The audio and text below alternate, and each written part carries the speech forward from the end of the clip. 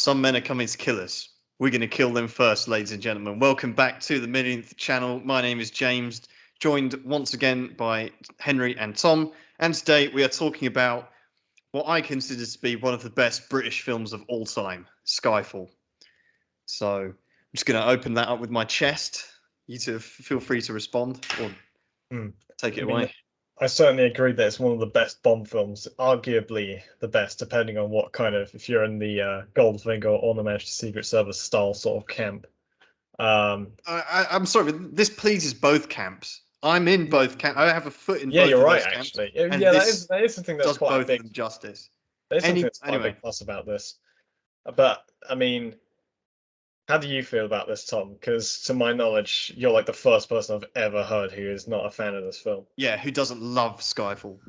Yeah, well, unfortunately, I'm not part of the this kind of cohort of people who went to see it in the cinema when it was new.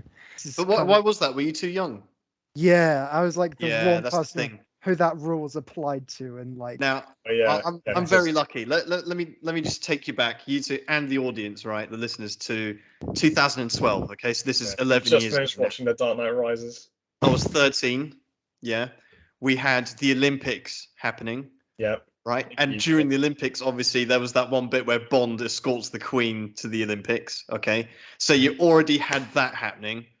You had, as a 13-year-old going to the cinema, I was going through the cinema every week, man. There was the Avengers, there was the Dark Knight Rises, there was the Hobbit. There was so much stuff, and I remember being in the cinema, and I would have been watching either the Dark Knight Rises or the Avengers or Avengers Assemble, and the teaser trailer for Skyfall came on. Now, this is way back when I used to actually watch trailers because they didn't give away the film and they were actually extremely well made back then. And all the films I just mentioned there all have excellent trailers. But Skyfall's teaser trailer, right? It's like 90 seconds long. You find it on YouTube. One of the best trailers I've ever seen in my life. And you don't know how gassed up I was. Like, Skyfall had everything going its way. It was the 50th anniversary. It had Daniel Craig, like, really in his prime. It had it had basically some of the best people in the entire industry working on it, right? So it was directed by Sam Mendes, who's an Oscar-winning director. He did American Beauty, which was, I think, 2001. Excellent film. Very different Skyfall, but still excellent film. The music was Thomas Newman, who did all sorts of stuff. I do just want to fact check real quick what he did, because he worked on some, and the music in Skyfall is amazing. Okay, so he worked on The Green Mile, Shawshank Redemption, American Beauty, Spectre. So this guy knows how to compose a soundtrack. And then best of all, I think, and this is something I was really paying attention to when I was rewatching Skyfall for this, the cinematography was done by a chap called Roger Deakins. Now, if you're listening, you don't know who Roger Deakins is, you really need to check out this guy's CV. So this guy's got, to my knowledge, he's had 15 Oscar nominations for cinematography over the years. He's worked on stuff like, obviously Skyfall, Shawshank Redemption, Blade Runner 2049, which for me is probably the best display of any. And that's actually the one film he won an Oscar for. He did No Country for Old Men. He did Prisoners. He's done just basically, you name it. He's done some of the finest cinematography you'll ever see in a film, right? And he works on this film.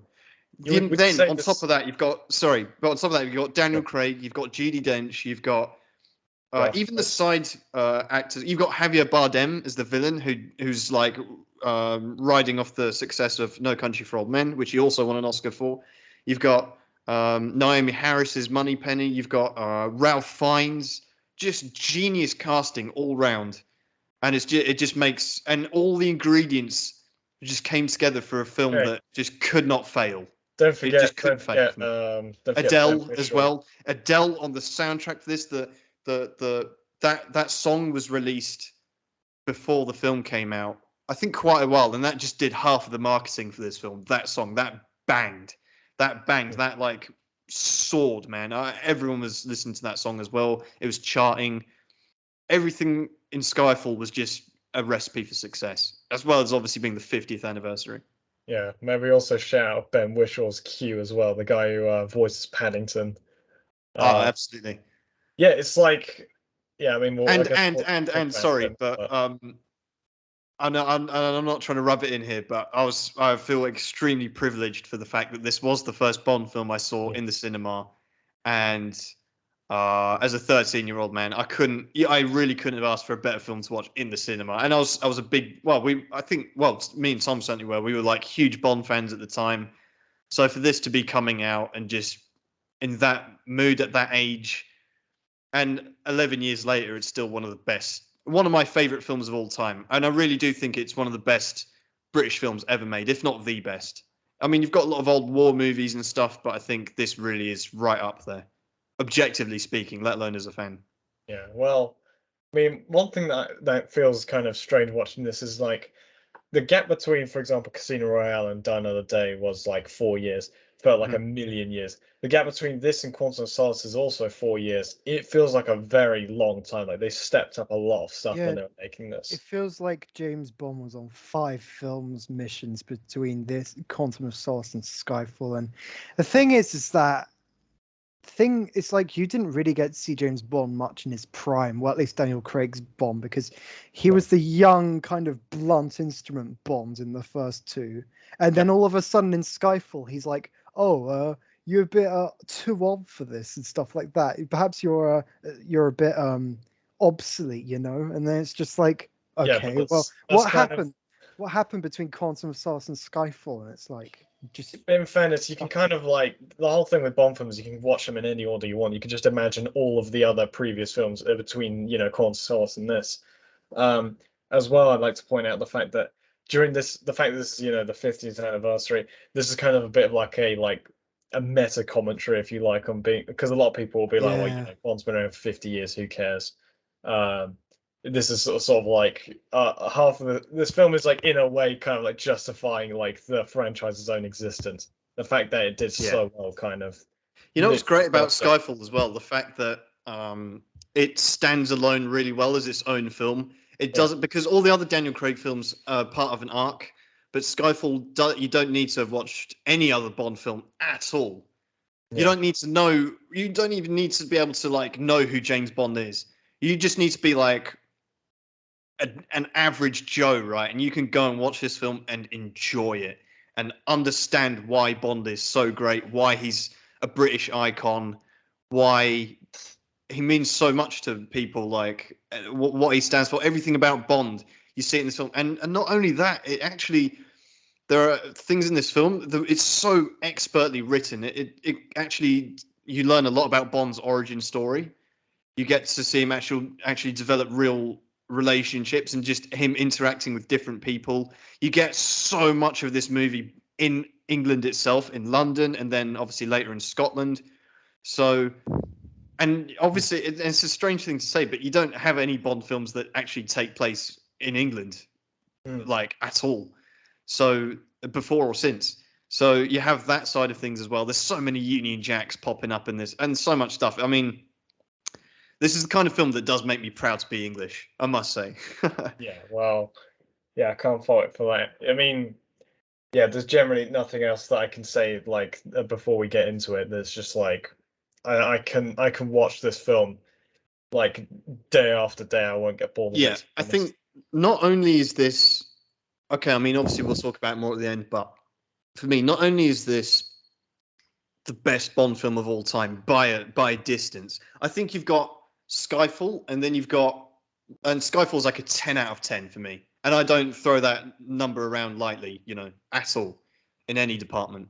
So Skyfall for me is a 10 out of 10. And then you've got On Her Majesty's Secret Service. For me, that's like on the rung below where it's kind of like 8, touching 9 out of 10. And then you've got all the rest underneath that. Okay.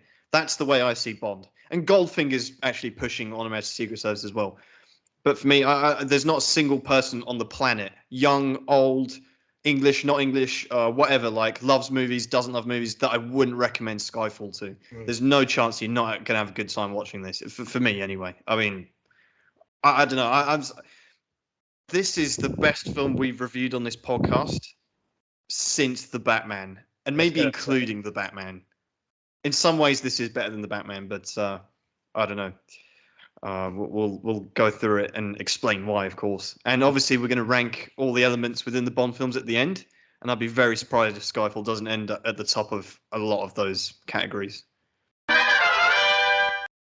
And I should just before we do fully get into it, this was the BAFTA winner for Best British Film as well. Now, obviously, and it was in some kind of like honorary category, but still, I'm just so glad it got that recognition from the BAFTAs as well. And I think Daniel Craig was nominated for best. I think this really should have swept up at the awards as well. I mean, this is best. Like this could have been nominated for best actor, best supporting actor, best cinematography, and it did win 2 Oscars. That was for. Let me just check. Definitely best music for Adele. She won an Oscar for her, for Skyfall, the song. And it also won best achievement in sound editing. Was also nominated for cinematography, sound mixing, and music written for the score. So Thomas Newman. So yeah, just successful all over the place. Now we open up with a great shot. It's Bond. He's on a mission. So this is a classic sort of pre-credit sequence. Yeah, no gun barrel still, but there's a bloke called Ronson there. He's down. Judi Dench is pushing him to like get on with it, leave him. Yeah. Yeah, but Bond is not a psychopath once he actually, makes sure this guy's not going to die. Yeah, man, it's his old mate Ronson, and that's great. Even from the beginning, you've got a little bit of just history, just a little bit of like, I don't know, something, yeah. And then obviously you meet Moneypenny straight up. And now we don't know. I think most people knew that she was Moneypenny going into it. I think I certainly did, but the first time. But yeah, Naomi Harris straight away. She's in the action. Bond's in the passenger seat, which you don't see very often. And you've already got some great dialogue, great banter happening. It's very exciting. Well, I mean, what do we make of this opening sequence? I mean, I think the only criticism people have of this is there's like occasional like dodgy green screen with him on like the bikes, But other than that, like I literally couldn't care less, to be honest. This scene is good. It's good fun. Like this, it's like you got constant how do you call it? Acceleration or kind of upping kind of the spectacle in that case. It's a bit indicative of the Casino Royale opening, I think. At least it reminds me of it a little bit, how it kind of keeps escalating.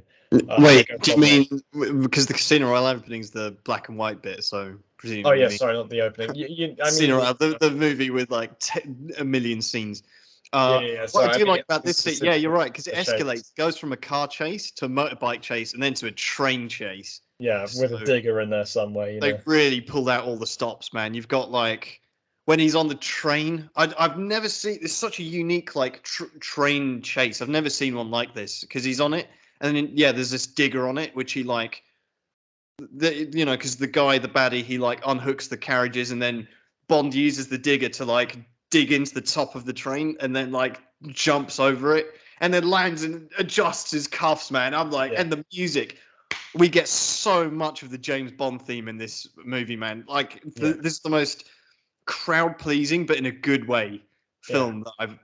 Well, I mean, we watched The Flash last week, but I mean, this is really like this is fan service, but not in an on the nose way like Dawn of the Day did, for example. It's just really, it's if you're a fan, you'll notice things, but they won't like beat you on the head with it, Yeah, of course.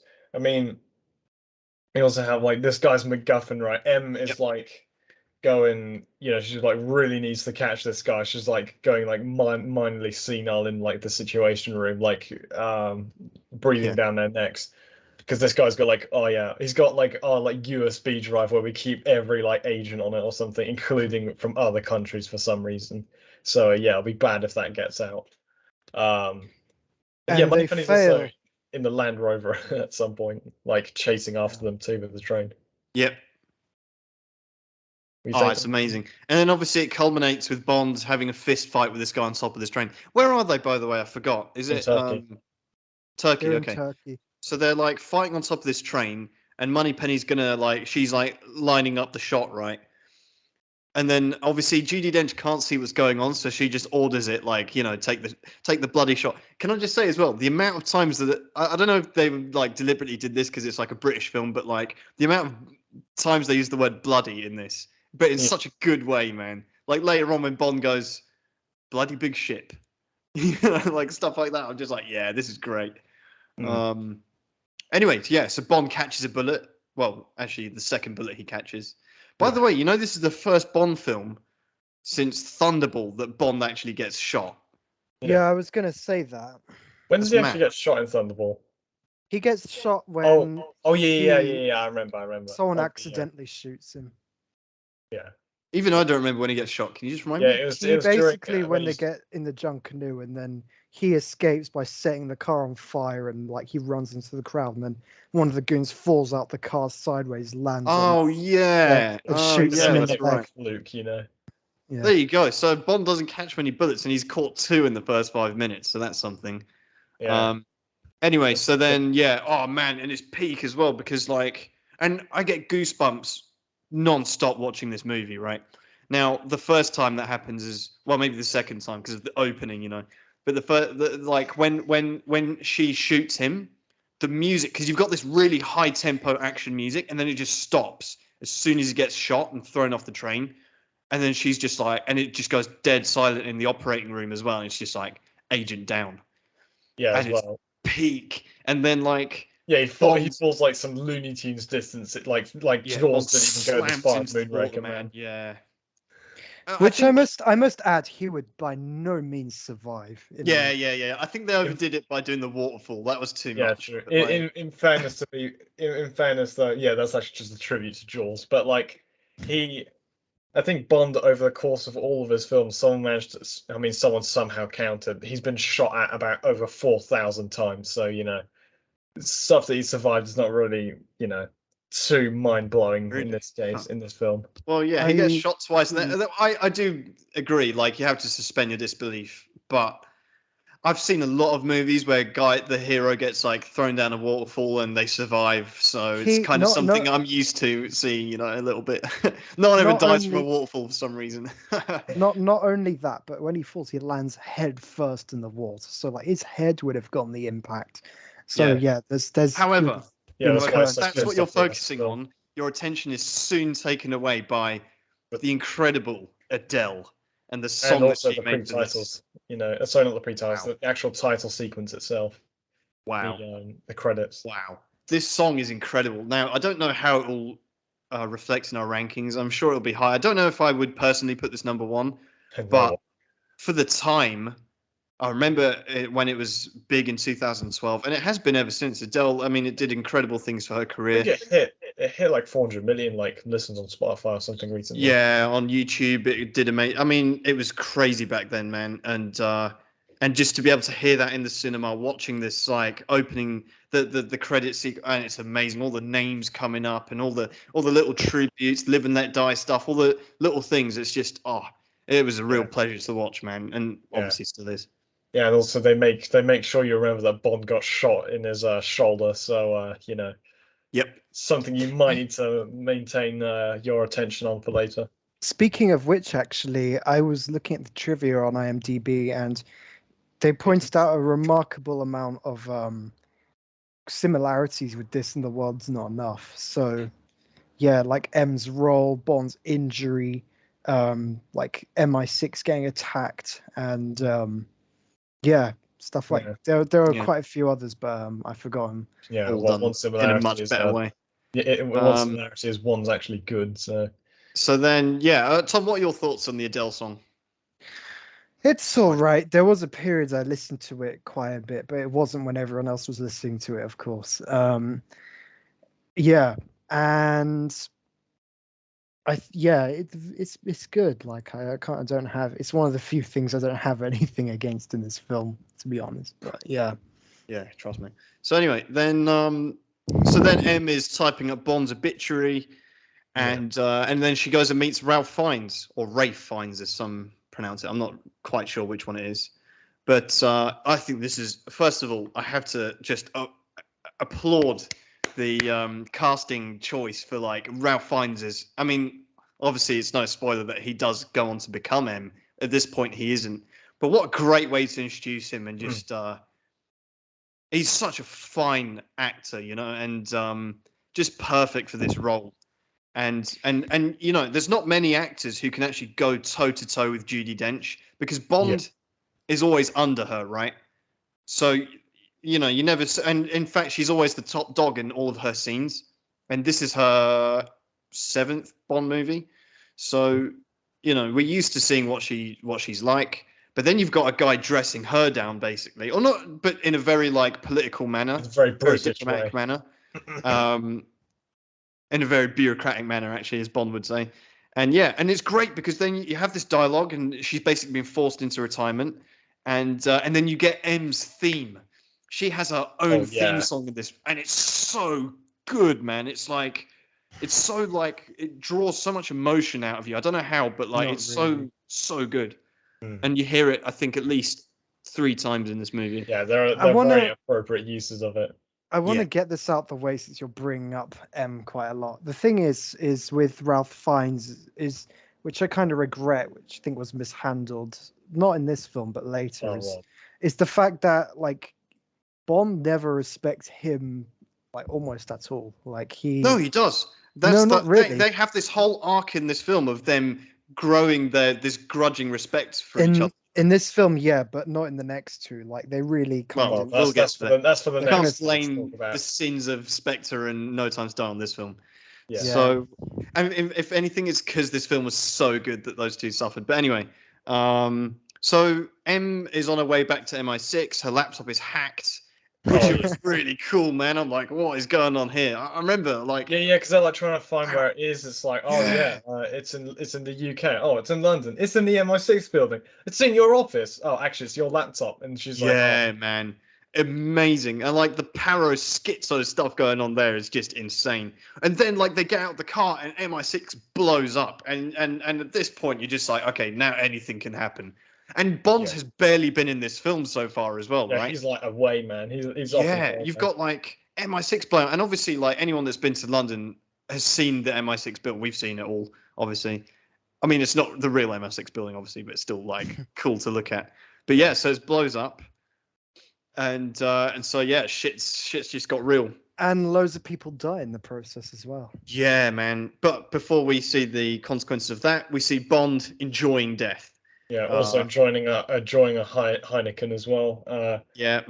This film, for some reason, I think some people also complain about the fucking product promotion in this, which is like, it's really not that egregious. Like, I don't understand why people care. Yeah, firstly that.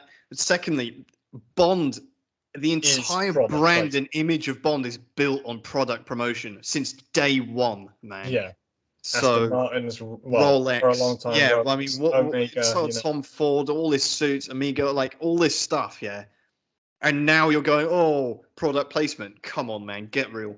Anyway, so Bond's, in some nice beach with some nice women, and he's drinking and stuff. He's having a great time, and this he's is also definitely in Turkey. Oh, is he? Yeah. Nice. SMA. He's having a great time, and we're all happy for him. But we know like this isn't going to last. So he's enjoying a little holiday, and then he's like doing some drinking games with a scorpion. It's so cool. None of it is like, it doesn't matter what's going on. It's just like amazing to watch. And then he's there all night. The next morning he's like hungover. He's got his stubble going as well, kind of like I do right now. And yeah, he reaches down the bar, gets another drink to like wake up with or whatever, and then he sees the TV. And it's like, oh, MI6 is under attack. So he's like, oh, shit. So then he goes and digs this bullet out of his shoulder and makes his travel arrangements. Then we cut back to London, and then you've got the M theme going here, and you've got her looking. This image is just incredible. Like the coffins laid out with the Union Jacks draped over them. Just such a powerful image, and she's at the end back, kind of. She's like, I mean, Judi Dench is obviously quite short, but in this, like, this kind of framing makes her look like, because she's also at the back of the shot, she's kind of like shrunk, if that makes sense. Like, she feels small in the scope of this. And when you know what to look for, Roger Deakins has been all over this shot. There's so many moments here where I'm just like, that this guy's a genius, an absolute genius. British cinematographer as well, I should add. He's like in his 80s now, and he just keeps doing films, just keeps excelling himself. So then, yeah, man, I think that shot is just incredible. Just the imagery that was in all the trailers as well, and it's just it's brilliant. And then she's like, "Yeah, I'm gonna find whoever did this," and Bond then breaks into M's house again. Yeah, not not last time. Yeah, where she's after saying, "Don't ever break into my house again," he shows up there. Yep. Yeah. Bond, and then they have this again incredible dialogue. For me, you know what? I see a lot of films and a lot of films like this, where it's on such a grand scale that it can be very easy to try and it's trying to appeal to so many people, right? That it can be very easy for things to end up being cringe or over the top. In this film, there's not a single moment where I felt like, you know, and I'd be the first to call it out if it did. You know, I'm not afraid of doing that. But in this dialogue between him and M, it's just incredible. I mean, even the little things where she's like, you know, and I think a shower would be in order, you know, stuff like that. And oh, you're bloody well not sleeping here. I just love these lines, this dialogue. It's so well written. It's amazing. Yeah, it's because they're able to bounce off each other this much. Yes. Like it feels like, I mean, in fairness, they did 3 films, but I mean, it was more so in Quantum of Solace, but they have like a really So good much chemistry history together. already. Yeah, it feels like that. Whereas that's the thing I feel like with Pierce Brosnan, his relationship with M, I don't know, it doesn't feel anywhere kind of near sort of this, which is partially I think what makes this film succeed so much, because the M as a character in this is like one of the focal points. Exactly. And how Exactly. Bond feels about him. Because if Bond, you know, if Bond kind of was like more indifferent, you know, this film would not have nearly got the impact it did.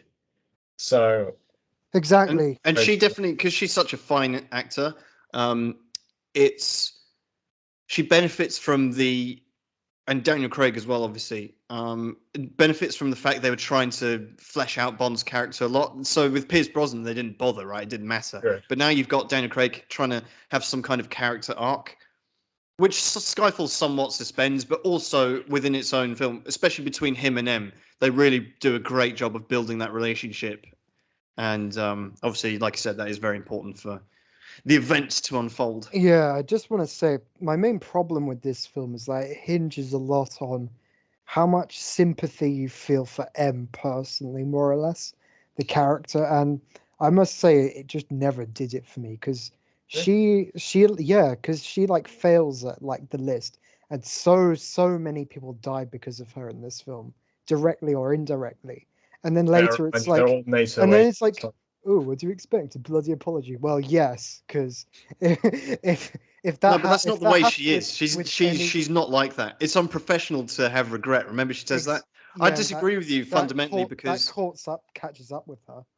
yeah, that's the point. M is a flawed character, right? Just like Bond, and that's what they're exploring in this film, and I think they do that really well. And she's not a hero. She's not, you know, she's got lots of regret. Well, I mean, she sat there going, "I'm not going to leave this department in worse shape than I found it," and really, she basically does. She hasn't really improved anything, and it's just kind of.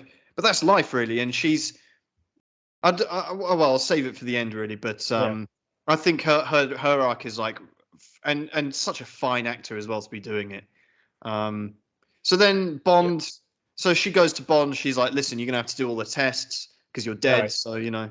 Oh yeah, this is like a really good way of doing exposition, I feel, because, or at least explaining the plot more, because they do it through Tanner, but it's also through like a montage of like, Yes. you know, Daniel But Craig just doing the before, training. sorry, just before we Yeah. do get to this training montage, very important for me is when Bond is being escorted to the new, because obviously MI6 is blown up, so they have to like relocate, and they do it across the road basically, Yeah. in Churchill's bunker.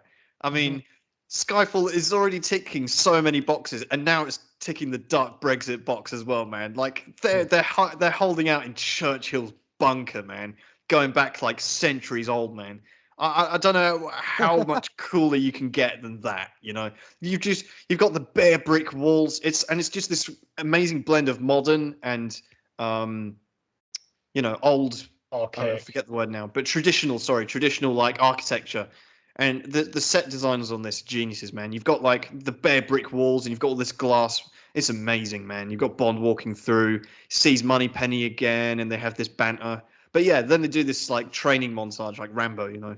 Yeah. Sorry, Rocky. Oh yeah, Uh, how also just beforehand, Daniel Craig roasts Mallory or Ralph Fiennes' character, being like, "Oh yeah, he's just a bureaucrat, knows Yeah. nothing," except when Tanner's like, "Oh yeah, well actually he got to the hands of the IRA, so like Pierce Brosnan yeah, kidnapped him, you man. know, I don't think tortured it's for 3 months." it's not at this point they say that though. I think Moneypenny tells him that later. Yeah. And Oh yeah, maybe. But anyway, Still. Bond does his training, and it's great because obviously Daniel Craig, everyone can see he's not like a spring chicken anymore, right? He's actually aged quite a lot since Quantum of Solace, and I think you know what as well. Part of that is well, obviously he's got facial hair at this stage, and also he's got like a really short haircut. This is the shortest hair I think Bond has ever had, right? So I think they almost deliberately tried to age him a little bit. Not that that was a particularly difficult thing to do, but still. And it just shows because yeah, obviously Bond would have to do training. Every agent would have to do training, and you never ever see that, apart from in Never Say Never Again, perhaps.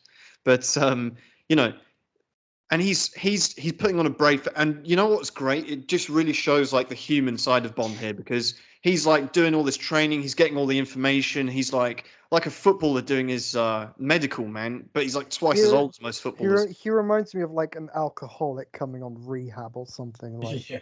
that's just the I vibe don't know. you get from He's it. there, and then he's doing the pull-ups, which are so hard, man. And he's doing Yeah. them, and he's doing them, and then Tannen just goes, "Listen, you know, we can always do this later if you like." And he's Yeah, like, he's like, "Yeah, yeah, let's do that." but Leaves, and then he just collapses. yeah, He yeah, that's can't. as well because It's he amazing. he That probably moment is knows. so. He's just alone in this room, and he just collapses, man. He can't do it. Yeah, I feel yeah, because you kind of feel bad for him, and also the fact that he has to. He's like trying to kind of like. I mean, he's not really fooling anyone in a way because like he actually fails his like marksmanship. You see that Yeah, he man. can't. I mean, he can't hit the target straight, even when he's like literally walking towards it. Um, but he also, yeah, he has to wait for them to leave before he just like like just drops to the ground more or less. Yeah, man. And you're thinking, shit, this is getting real, man. Um, and then we get the interview scene. Oh yeah, of course. Now, this for me is just like prime cinema, man. This is amazing because you've got M and Mallory looking And Tanner. and Tanner looking through the one-way glass. You've got Bond there, and you've got this like psychiatrist guy, right? Psychologist. And he sat there, man. They sit down, and straight away he's like, "Oh, we're going to do word association." Now, for example, if I were to say day, you would say wasted. And straight away, Bond is there, man. This is Daniel Craig, charming, dry humor, and just Sarcastic, yeah. perfectly written. Everything is built around him for this Yeah. film, really. He's also able just to give across this kind of look that he is really he's been through so much throughout the day. He's just done, kind of. Yeah. This is the Well, last thing he needs to do. And he like also you have like the one-way mirror as well, which I like in the scene that they don't kind of act as if that fools him all. He like can clearly tell yeah. who's behind it. Yeah. Yeah, he gets up at the end and you see him like looking at like Yeah, that's right. Yeah. And I think my favorite is like, I mean, all the questions are great, all the responses are great, but then the last three, or the last four, sorry, no, the last three. Yeah. So he goes murder, employment, country, England, Skyfall, Skyfall, done. leaves. Then walks off, man. And I'm just, man, So, he said England, not Britain, not the UK. And I don't want to sound like a little Englander now, but I totally am. It just gets the patriotism out of me. He's the country England. I'm like, hell yeah, man. Like, yeah. So really, and when you see that's that, like a and this real bit, that's that like quote the is defining always in the moment. trailers. It's always in like the tease. And man, to actually see him deliver that, I was like, wow, this is incredible. Even talking about it is giving me goosebumps. Yeah, And as like, well, that's like and then even more Skyfall, impressive. and no one, and by the way, no one has a clue what Skyfall is, right? No one, because the trailers didn't give it away. You don't know as a first-time viewer what Skyfall is. It just sounds cool, and then and obviously they name drop the name of the film in the film, right?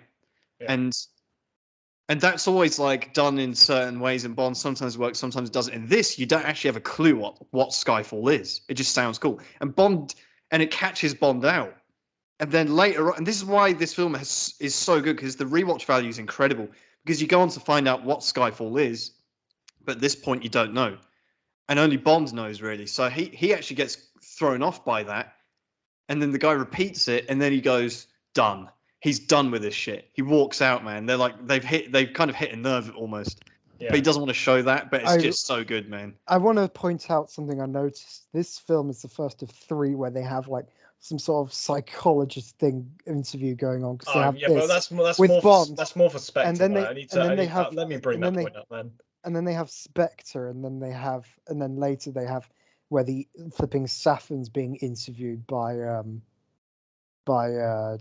Madeline. Again, Smith. don't blame Spectre in No Time to Die for Skyfall. And we're fairness, focusing on Skyfall today, right? And the beauty. In fairness as well, in this case, it's short. It's not like they don't have to. They don't actually use the psychiatrist as a vehicle to explain exactly what he's feeling. It's just here for cool dialogue, man. It's the dialogue, and also it's more based off of what his reactions are, rather than them telling him, "Oh, so this is about childhood trauma, isn't it?" or something like That's the thing. Like, this film doesn't try and do anything too clever either. It's just like, it's just perfect. Yeah. So then, I also point out 2 things. I mean, obviously, one, he calls Emma a bitch, even though knowing that she's probably watching.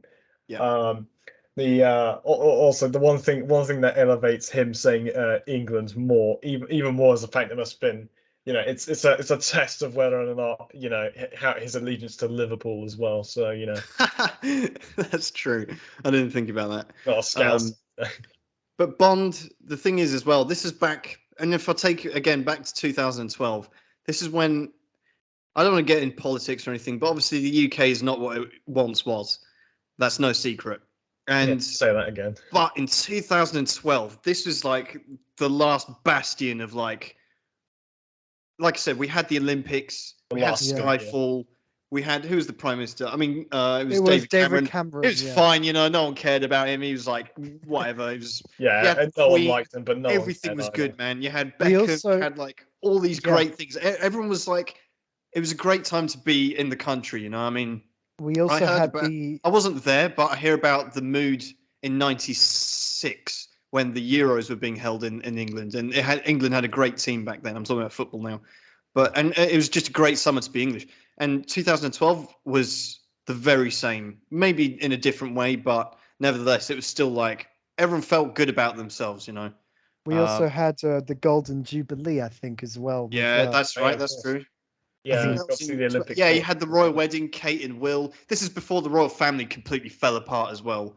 So you had all this stuff going on. Anyway, yeah, you still had the Queen, Yeah. So then Bond, he sees Moneypenny again, and they have this little flirty kind of back and forth, which is great. It's a nice direction they chose to take with Moneypenny, because they have to reinvent so many things, and they did it in such a good, tasteful way that I never would have expected. I think that was just brilliant. Naomi Harris, she kills it, man. She's really good in this. And then he goes and meets Mallory face to face for the first time, as well as M, and Tanner's just in the corner as well. Yeah. So yeah, and Mallory, and they just have this like really icy kind of handshake greeting, and it's just, they're just kind of testing each other out a little bit. And then Mallory asks a great question. He goes, why not stay dead? And you're like, yeah, it's a great question actually. And Bond doesn't really have an answer. He's just like, well, hire me or fire me. It's up to you, So that was good. You just got this great standoff. M's kind of backing him as well. It's really good. And then obviously it goes on to reveal that like, oh yeah, Bond passed the test, and Tanner's like, did he? And she's like, no. So quite mad, It's kind and again, it shows how desperate M is as well. She's like really backed into a corner here. She's like really got her balls on the block in this moment, and she's just pulling, because she trusts 007, and probably the only agent she does trust. Yeah, and in this case as well, since Bond is technically, this is flashback to Yeoman twice. Since he technically died, he's probably one of the only agents that isn't compromised by the fact that chip got out. So yeah, that's true. As far as the criminal world is concerned, this guy's like gone. So yeah, true. Never thought about that. Yeah, I didn't either. So then Bond shaped goes and documentary. meets our new Q at the National Art Gallery, no less, which is just what a great setting. Been to this room specifically just for this, so Yep. They're sat there looking at this painting, yeah, very those famous paintings one. are Henry, gone. what's the name of this painting? Do you remember? No, I just remembered it was the Oh, ship. I know what Bloody the big ship. I know what the Oh. name is. What is it? It's just 1 second. Isn't it from Waterloo or something? No. It's called The Fighting Temeraire Tugged to Her Last Berth to Be Broken Up. Yeah, I mean this Okay. is also Yeah, it's a big obviously ship being hauled off. There's a lot of symbolism there. yeah. But Of course, what by moment a in nuclear history strike. was that from? Do you know? No, don't mention it because that's one of Oh, the okay. quiz. All right. That Oh, touches no. on license to quiz. All right. So anyway, what do we think of Ben Whishaw as Q?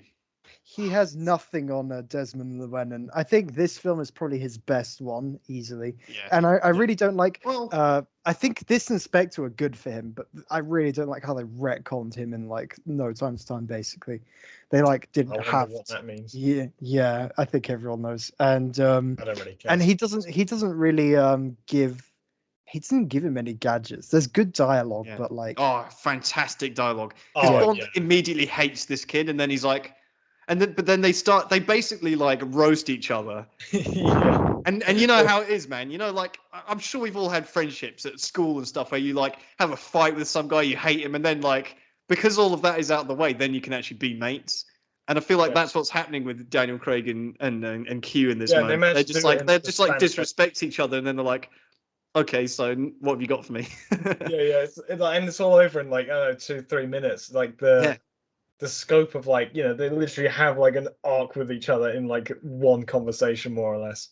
Yeah. But it's not like rushed or forced or anything. No. As well, obviously they tried to use obviously John Cleese to kind of emulate Desmond Llewellyn, but it didn't really succeed. So I No, assume it failed entirely. when Yeah. they were doing the going back to the drawing board, they were like, well, we're gonna have to go the other direction. And in this, you've got the theme of old and new, and I think Mhm. using Ben Whishaw to contrast, Daniel Craig in this Mhm. is great.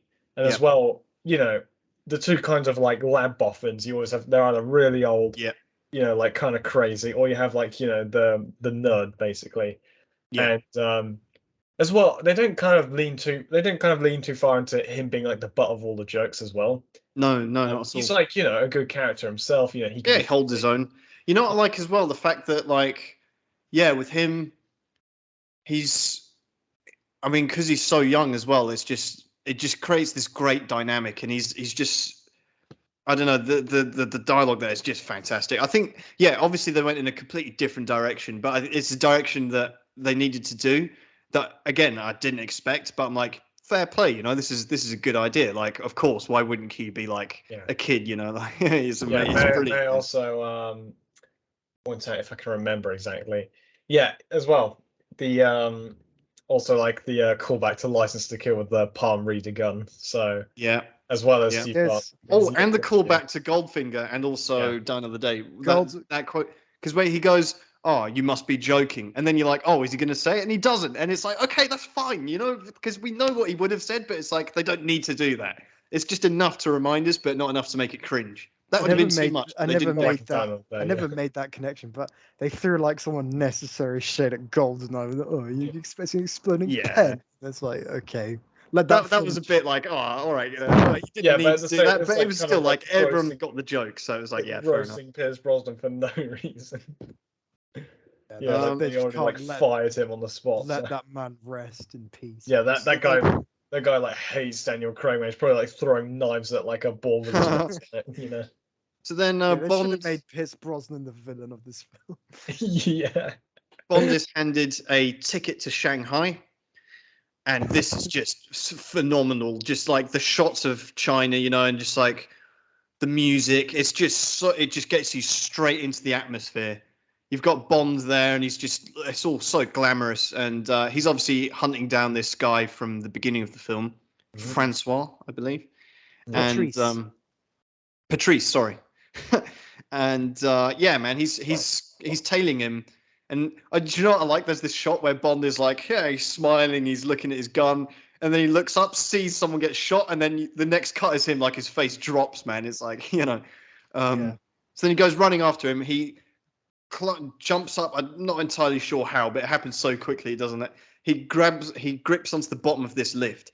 Yeah, he's That's going so painful, far up, man. And like, do you know what I like about that? It doesn't do some like unrealistic Tom Cruise bullshit where it's like, oh yeah, he's got infinite strength. You can see him struggling, and you spend time with him on the bottom of this lift, and you see him like he has to let go with one hand just because the grip is Yeah, too also like 'cause his shoulder's been shot, so cramps. Yeah, exactly, like- man. It's like- oh, I always thought that for some reason when I watched it ages ago, I like overanalyzed it, and so like I thought him like just kind of flinching from the shoulder wound at one point was like some really obscure reference to like Doctor No, where he like couldn't touch the metal anymore and like had to use his shirt or whatever when crawling through that tube. oh, why not? But I think I'm probably Well, the only yeah, one who but thought that. referred to Walter not enough, but anyway, where he actually gets Yeah. his- Anyway, so then Bond, and anyway, you have this really cool sniper kind of stuff going on, and it's Oh, like yeah. this hall, not hall of mirrors, but there is a lot of reflective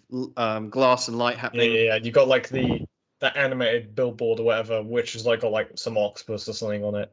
Like Yep. it's like coating the whole like shot in blue. And Patrice is like obviously assassinating some random guy. Yeah. Oh no, he was some whatever, doesn't matter. Bond, and then they have this cool fight, which is like in a silhouette, which is such a cool like idea.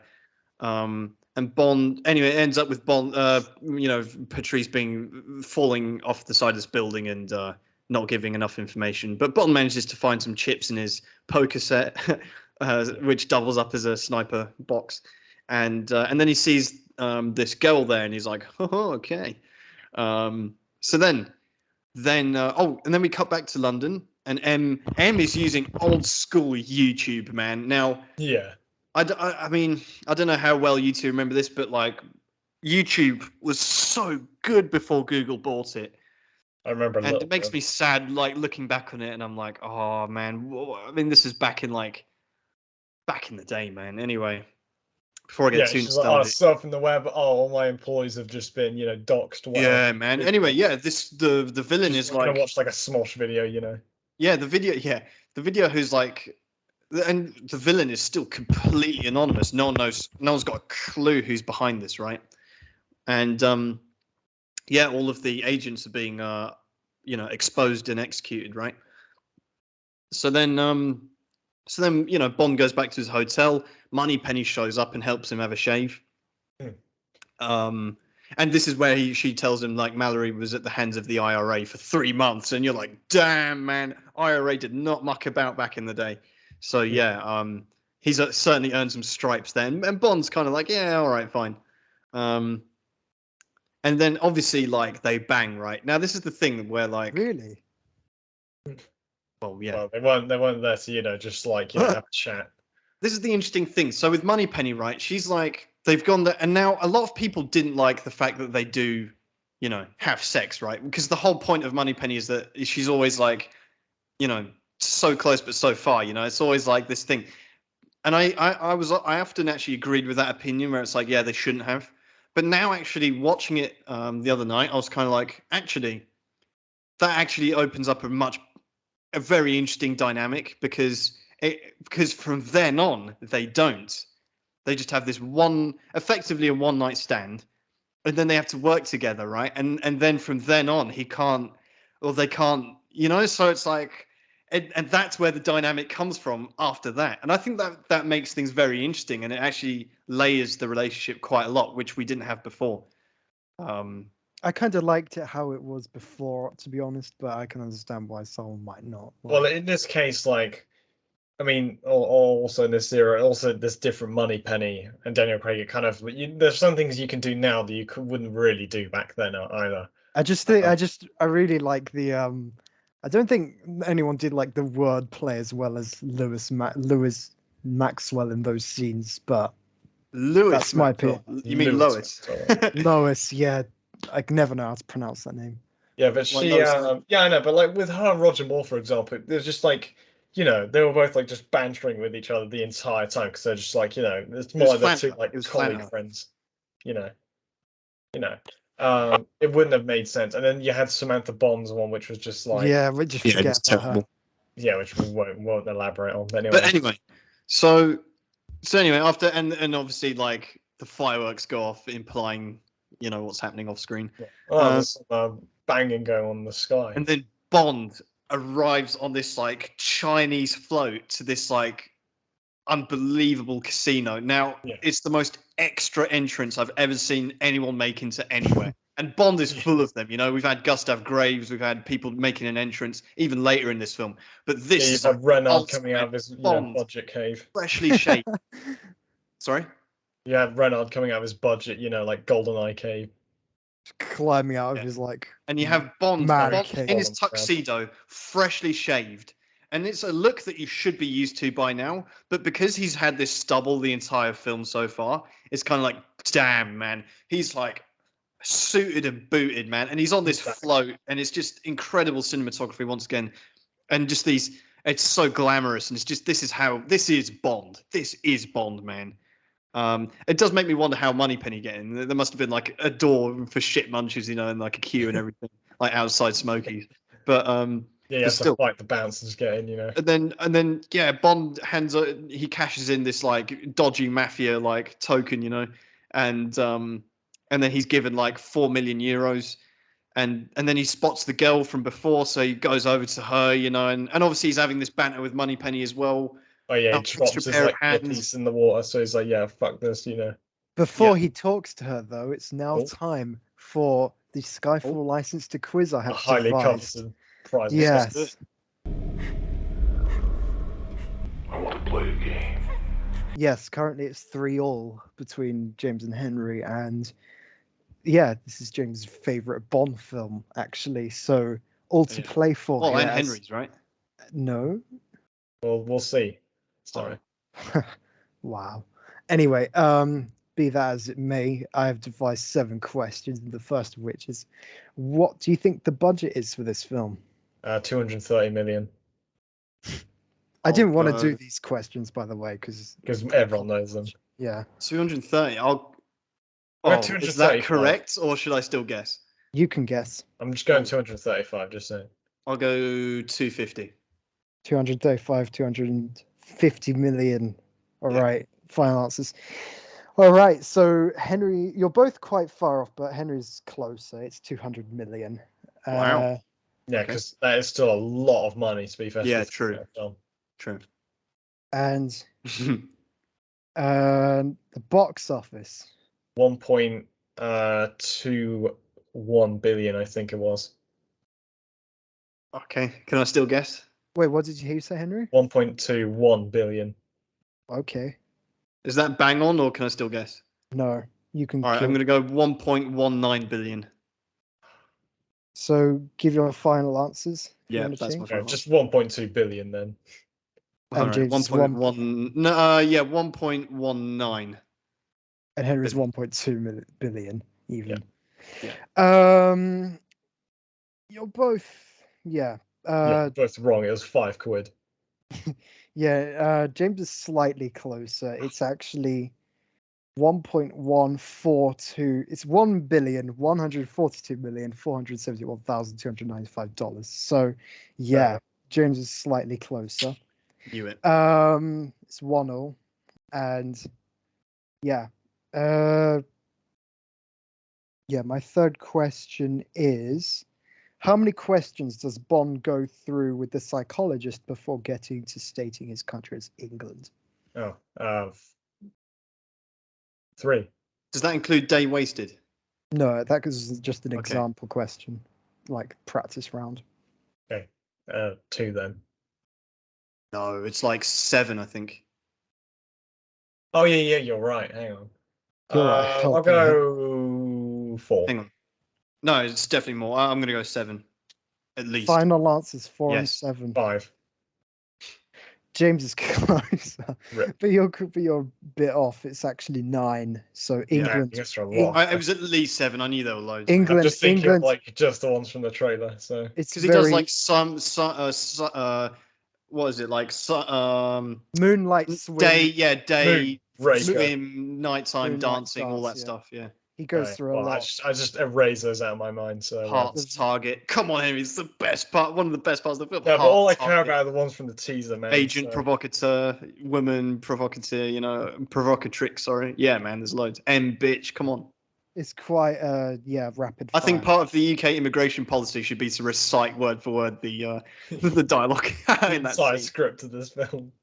So it's 2-1 currently to James. And this brings me to the question you touched on earlier. So Bond and Q have their introduction meeting in the museum, National Art Museum, whatever. And they're both staring at this painting called The Fighting Temeraire, which tugged to her last berth to be broken up, which was painted in 1838 and is of the ship HMS Temeraire, which participated in which famous English battle? Battle of Waterloo, right? I'll go Trafalgar Square. Trafalgar Square is not a... Trafalgar, sorry. Yeah, that's correct. The Battle of Trafalgar Square. They like ships. Can't beat that me in were my built own onto game, it. mate. Horatio Nelson. Yes. Mhm. Oh, I didn't do that one in A level. I'll tell you that. So. Nor did I. Still got to know these things, man. Oh, well. Currently 3-1 to James. Please ask me about the Russian Civil War. I'll tell you anything. James is officially doing better than I did on my favorite Bond film, so at the very least there's I that. won't be sad to give them this. Yeah. Number 5 is all right. How many animals are visually referenced in this film? Oh god. Visually referenced Mm-hmm. throughout the whole film. Mm-hmm. I think of Okay.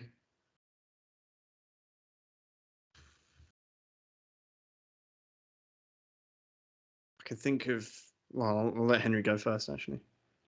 trying to think. I can think of like 3. Unfortunately, the Loch Ness monster doesn't pop up. Yeah. So. Yeah, No, it Sean doesn't. Connery riding the I Loch can Ness monster. think to of Skyfall. I'll go with 5. 5. Damn. I can think of 3 for sure. Do you want us to bid and then name them, Tom? I think you should. I I gets can't messy, outbid though, Henry, so I think Henry should go and name the 5 that he's got. Well, do you want to do that, Henry? No, because I can only think of 3. It's okay. And Well, thing all is, right. if- Well, I'll try and go 4 then. I'll try and go 4, and I'll name the ones I've got. well, you might end up giving Henry inadvertently some. No. Yeah, But true. if whoever bids has to go for it, so well, name them. I think I Well, could still. I could do 4. well, we might as well just go for the number then, to be honest, because this No. Come on. this bidding stuff Don't never punk out. Don't works. punk out. We've It got to never name them. works. So you're going to name 4 or not? It's not how this works. You're not the guy who creates the questions, man. How many are referenced or actually visually represented? Yeah, it doesn't count the tiger at the beginning, for MGM. Nah, that's So the not. line. Yeah, I can definitely name 4. I think I can. Yeah, actually, now that I think about it, I can. Oh, actually, you're saying visually represented. Yep, Okay, visually I guess referenced. that reference doesn't count. Is he saying I 4, was- Henry? Or I was Yeah. very careful with the wording of this question. Okay. Believe me. Uh, Those fictional Chinese dragons don't count either. oh, all right. Damn. Come on, let's not let this stretch out too long. Are you going to name 4 or not? No, you can go ahead and name 4. Okay, I've But then got. what happens if he can't? Then you get the points. Right. So There's I'll still- go with okay, rats. Those weren't visually referenced. Oh fuck. They were All right. mentioned. Well, fine. But Okay, I've got a stag. Yeah, Yeah. well, that's obvious. The what do you call it? The dragons, whatever they are in Yeah, the kimonos. Yeah. the pit. I've got the octopus. I think in the pre-credit in the title sequence, right? I think you're thinking about Spectre. Yeah, no, that's not in the title sequence. Oh. All right. Then is there an owl at some point? No. No, you're just guessing. You got like 2 or something. I've got 2. Oh, come on. Yeah, didn't even know what the name of the dragon was, man. Yeah. So do you want to Wait, expand? no. Give me a moment. I can think. The British Bulldog. That's one. Yes. Okay, just need one more. There's I'm gonna- there's British Bulldog. One more, man. Shit. China. No. Oh, there's no snakes. Is there? Yeah, hang on a minute. She's got a tattoo on her of a snake or something, right? no. You're getting these wrong. I like. Yeah, for real. If it was that living daylight statue question, I would have been down and out if I got so many wrong. But do you want to expand on that, perhaps, Henry? Yeah, Expand go on on, Henry. I'm done. Expand on that. Well, If you I can. mean, to be fair, I knew. I mean, the stag was the most obvious. There was also the Komodo dragon. Forgot about the bulldog somehow. What was I swear there has to be another one. Oh, so you didn't even know 3? No, I didn't know the what's it called. There was another one, but it was the dragon, which Talking about 5, man. you didn't even know what the dragon was. You said like rat, which isn't even in it. Yeah, but he talks about rats a lot. Yeah, no, it's a that's visual why I said representation. visually represent. Yeah, so I can't wait to hear what this will sound at like 1,000 Probably times. some kind of bird, I think. I don't know, man. Yeah, surely some pigeons in London at some point, right? Yeah. The helicopters reference birds or something. There are The leather that is on the DB5 seat. don't like how like messy this gets. Yeah, that's so yeah, what I'm saying. just put your final answer. No, I've lost. Henry I failed to name 4, or even I failed to name 4. So Henry gets the points. Right. What were there, Tom? So there was the British Bulldog. There was the CGI scorpion on his hand. There were there were the neon jellyfish on the side of the building. There were the Komodo dragons. There was the stag statue. There were small pigeon statues within the Skyfall mansion, and there were lions on M's desk. Statues of lions, 2 of them at the end. Oh, So nice. there were 7. So that goes, I guess. I'll be great. Sure, I can't believe I forgot the scorpion. I'm fuming about that. Same, to be honest. Yeah. No one gets points for this. I was surprised, but Right, yeah, that's 3-2 then. 3-2. All right, crowd-pleasing question. This film famously took place in the same year as the 2012 London Olympics. How many days were there between the commencement of these Olympics and Skyfall being released in the UK? So the closing ceremony and then the opening ceremony. Okay. So the commencement. Oh man. When would that have been? Okay.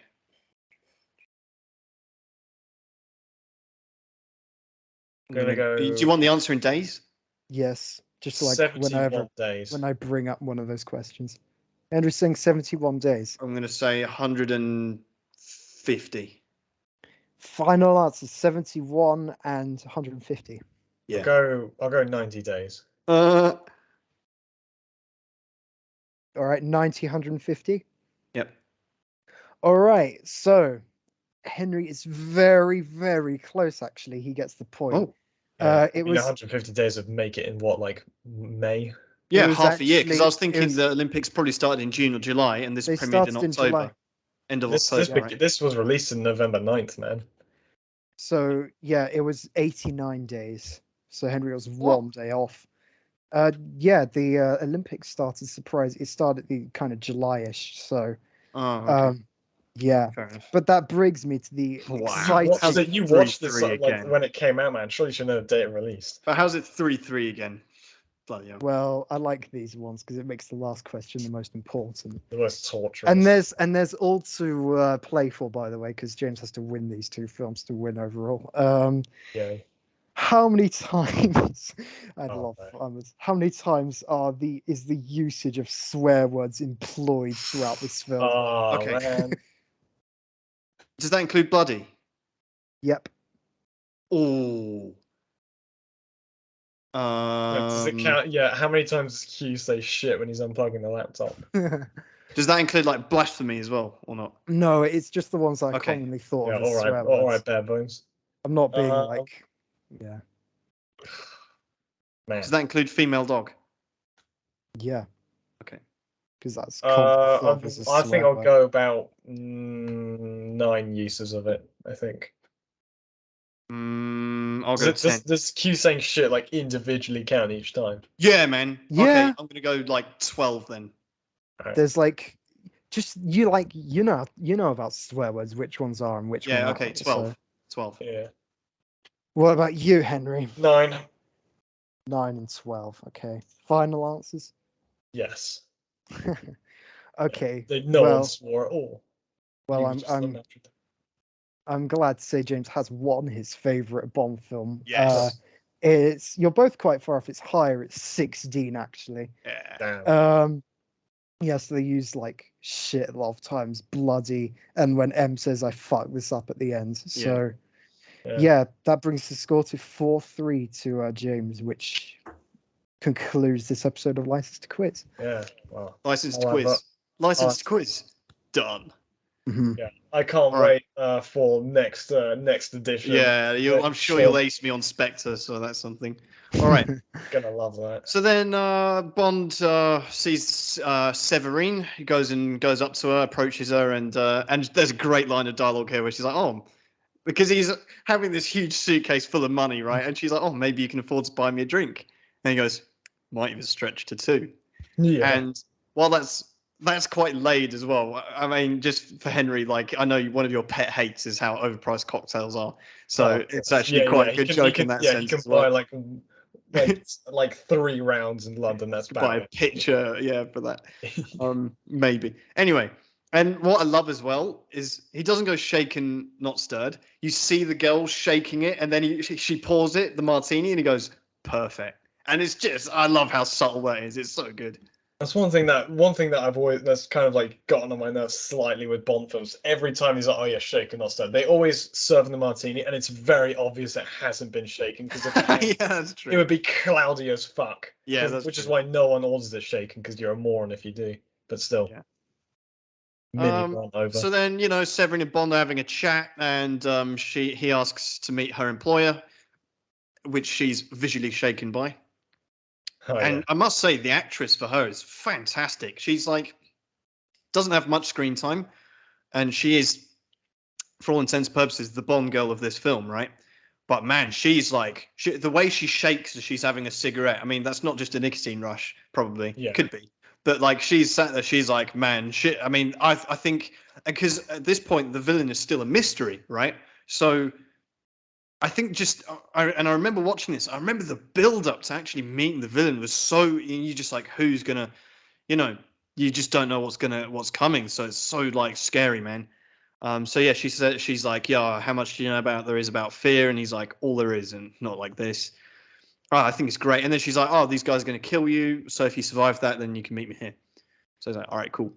Yeah. I also like to shout that these 3 goons you also saw during that sniping scene as well. They're in the room with that guy too. So Oh, right.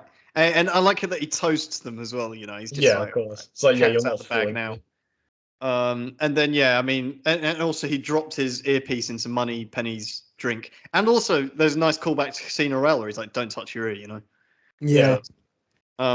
Anyway, so then Bond has this cool action scene with these, security bouncers, whatever. One of which gets eaten by a Komodo dragon, as Henry politely Yep. pointed out. You get the Living Daylights, License to Kill callback with a gun that won't work. You've got Live and Let Die callback where he jumps up on the back of the Yeah. That's so funny because that could have I been done liked that. so badly, but it was just perfect. It was just like, yeah, that was great. Well, Everyone that loved was a unlike Live and Let Die, that creature was CGI. Yeah, true. Yeah. That was kind of obvious, I suppose, but yeah. Yeah, might I also something else about CGI in the scene? I think I might have said it to Tom or James, or maybe even both of you at some point, but this scene had some issue because Daniel Craig, when they were filming this, I don't know, it was cold or something. He was wearing gloves the entire time. Oh yeah, So What, yeah, they had CG off his gloves? yeah, they had to see. Yeah, his hands look slightly puffy in this scene, so like they look slightly bigger. I mean, most people probably didn't even notice, but No, the whole palm print thing wouldn't have worked. So they had to actually and they couldn't because the shooting schedule for this they couldn't just reshoot it. So they had to just CGI over it and be faster. Oh, interesting. Didn't know that. And then Moneypenny saves his bacon as well, so that's always nice to see. And he goes, put it all on red. Yeah. So that was great. Little Bond, Chinese Bond theme as well, you know. Yeah. Anyway, so we cut back to the yacht where Severine is there. I think that's her name, and she's got the champagne ready, but obviously Bond hasn't showed up, and she's obviously gutted because that was her chance to escape. So she's like, all right, fuck it, I'm gonna go have a shower, and then Bond. And this is a little bit dodgy. I don't really know, like, Yeah, still. Yeah, let me just. This is like, okay, he he just like, Little call back to Thunderball. yeah, this is a little bit like, it's not Yeah, really call back to rapey, but it is a little bit where you're like, oh, okay, this isn't usually how people say hello to each other, so Yeah, well, I mean, I just fairness, wrote in my like, notes, Bond greets Severine. I don't really know how else to put it. yeah, although in fairness, she did want him to be there, so Oh Yeah, yeah, and it's then again, I very, think yeah, he it's a might have very taken hot some scene as liberties well. there, but- And I'm sure Well- Daniel Craig is like contractually obliged. It's like in his terms and conditions that like he is Yeah, shirtless in every film. So that's Yeah. important. Yeah. I Although have if you to, work like, that hard on your abs, then rightly so, I say. I have to point something out. Like when like they're standing on the front, like in front of the ship, and then she's like, "Oh, it's not too late to turn back now." What kind of confused me a bit was like how the way they get captured. So like Bond walks past all these goons and stuff, and then it's like, oh, it's as if they don't notice him, and then they all come and pull guns on them, and it's like, well, it's too late now, sort of thing, and it's like, so in between then and then, like, why, like, was Bond just like hiding under the bed of like her apartment or something, and then like he just then Well, they no, just like 'cause- they just like weirdly discover him, and then they kind of don't because he walks right past Well, them. no. Well, think about it, right? Bond is not going to try to escape. He wants to meet this guy. Yeah, that's true. And these chaps, they must have overheard, like, oh, they're thinking of escaping. That's so that they They obviously. just overheard. Yeah. You know what I mean? Yeah, like and falling obviously over she had in a the privacy, shower, right? I mean, they did have to knock to go in her room, so yeah, I'm sure. Yeah. Anyway, so then in the meantime, Em and Mallory, they're watching some execution videos on Live Leak, yeah. so that's fun. Run And then anyway, Bond arrives at this island, and I don't know where this island is, or like this Yeah, might be island, also this point out- island, this island is called Gankunjima, which is the Japanese island, and it's south. It's basically this town that had an evacuation, and it's completely abandoned. So Wow. it's basically amazing for a film set, and yeah, Wow. they used it. In this So one. that's actually real, that place. Yeah, that's in Japan, and there's another island like it where like Can you there's go check it out if you wanted to go as a tourist? yeah, I think so. So you have to Need pay to a do a visit. millionth trip there, Yeah. Patreon funded. Yeah, exactly. Yeah, fund our holiday, Yeah. Well, I have to say as well, this it's such a cool kind of. It's not just like one like building as a lair or something. Like he's literally has a whole island which is abandoned. Like looks Oh, like it's amazing. You Yeah, know what it the reminded me of? In Inception, you've got the like base dream, like the dream, and then you've got the one where Cobb or Leonardo DiCaprio and his wife, whatever, they've got their like own world basically. It reminded me of that a little bit, if you remember, maybe not. Yeah, Yeah, like but, I just want to. Yeah, Gankojima actually means ghost. Literally means ghost island in Japanese, that's and so it's not the only one that like is abandoned as well. Actually, which is Oh quite yeah, I can interesting. imagine actually. yeah, well they got plenty yeah. of funds, so So then Bond is tied to a chair, and we finally get to meet our villain. And what an entrance! what a Javier friend of- Bardem. It's like one long take too. I know, it's incredible. He comes down in this lift. Don't know why there's a functioning lift in that place, but never mind. Yeah, so comes the down. only thing which is electricity other than the computers. Yeah, Imagine if it like stopped halfway when it. I Before love Yeah, this. it's the climb down Because the he's manual out of focus, and you don't really. And he just walks up to Bond, and he's doing this amazing like story about his grandma's island and rats and stuff. grandmother. And it's like, what's this got to do with anything? And then he's like, and we are the last two rats. And it's like, wow, man! Like, what a way to introduce your villain, man! This is really top draw stuff. One of the best.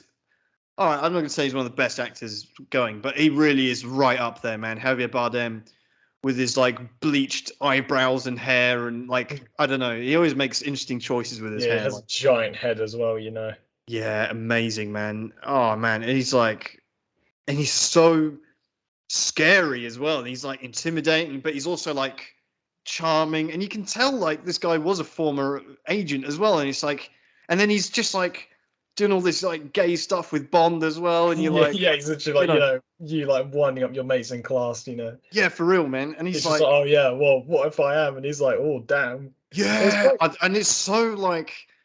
It's so like dancing on the edge, and everyone's like, "Whoa, what?" Like I don't know. It's so funny, like the stuff that hints at, and it's just I don't know. Bond's trying to keep his cool, but it's difficult, and it's like, oh, and then he's like, "Yeah, M did this to you. Come and join me. We can pick our own secret missions." yeah, he's like, yeah, I can do whatever I want here. It's funny as well because like this is like yeah, he's being Doctor No. intimidating, but at the same time it's quite funny as well. It's like, when he's like, Oh yeah, unbuttons his shirt, it's like, are you sure this is really about M? And then he's like, yeah, it's about you and her and me, like just us three chilling, it's Um phenomenal. yeah, he I also don't. reads out his like record as well, like being like, yeah, well, Yeah, actually you failed horrendously, like yeah, just like roasting Bond for this. it's brilliant. And Bond, it's you don't ever see Bond really like get unsettled, but I really think he is at moments here. He's like, okay, like what is going on? Although he did activate the radio before, so True. we saw that momentarily. So he's got that in his up his sleeve, almost But he is literally. making question his loyalty like throughout this.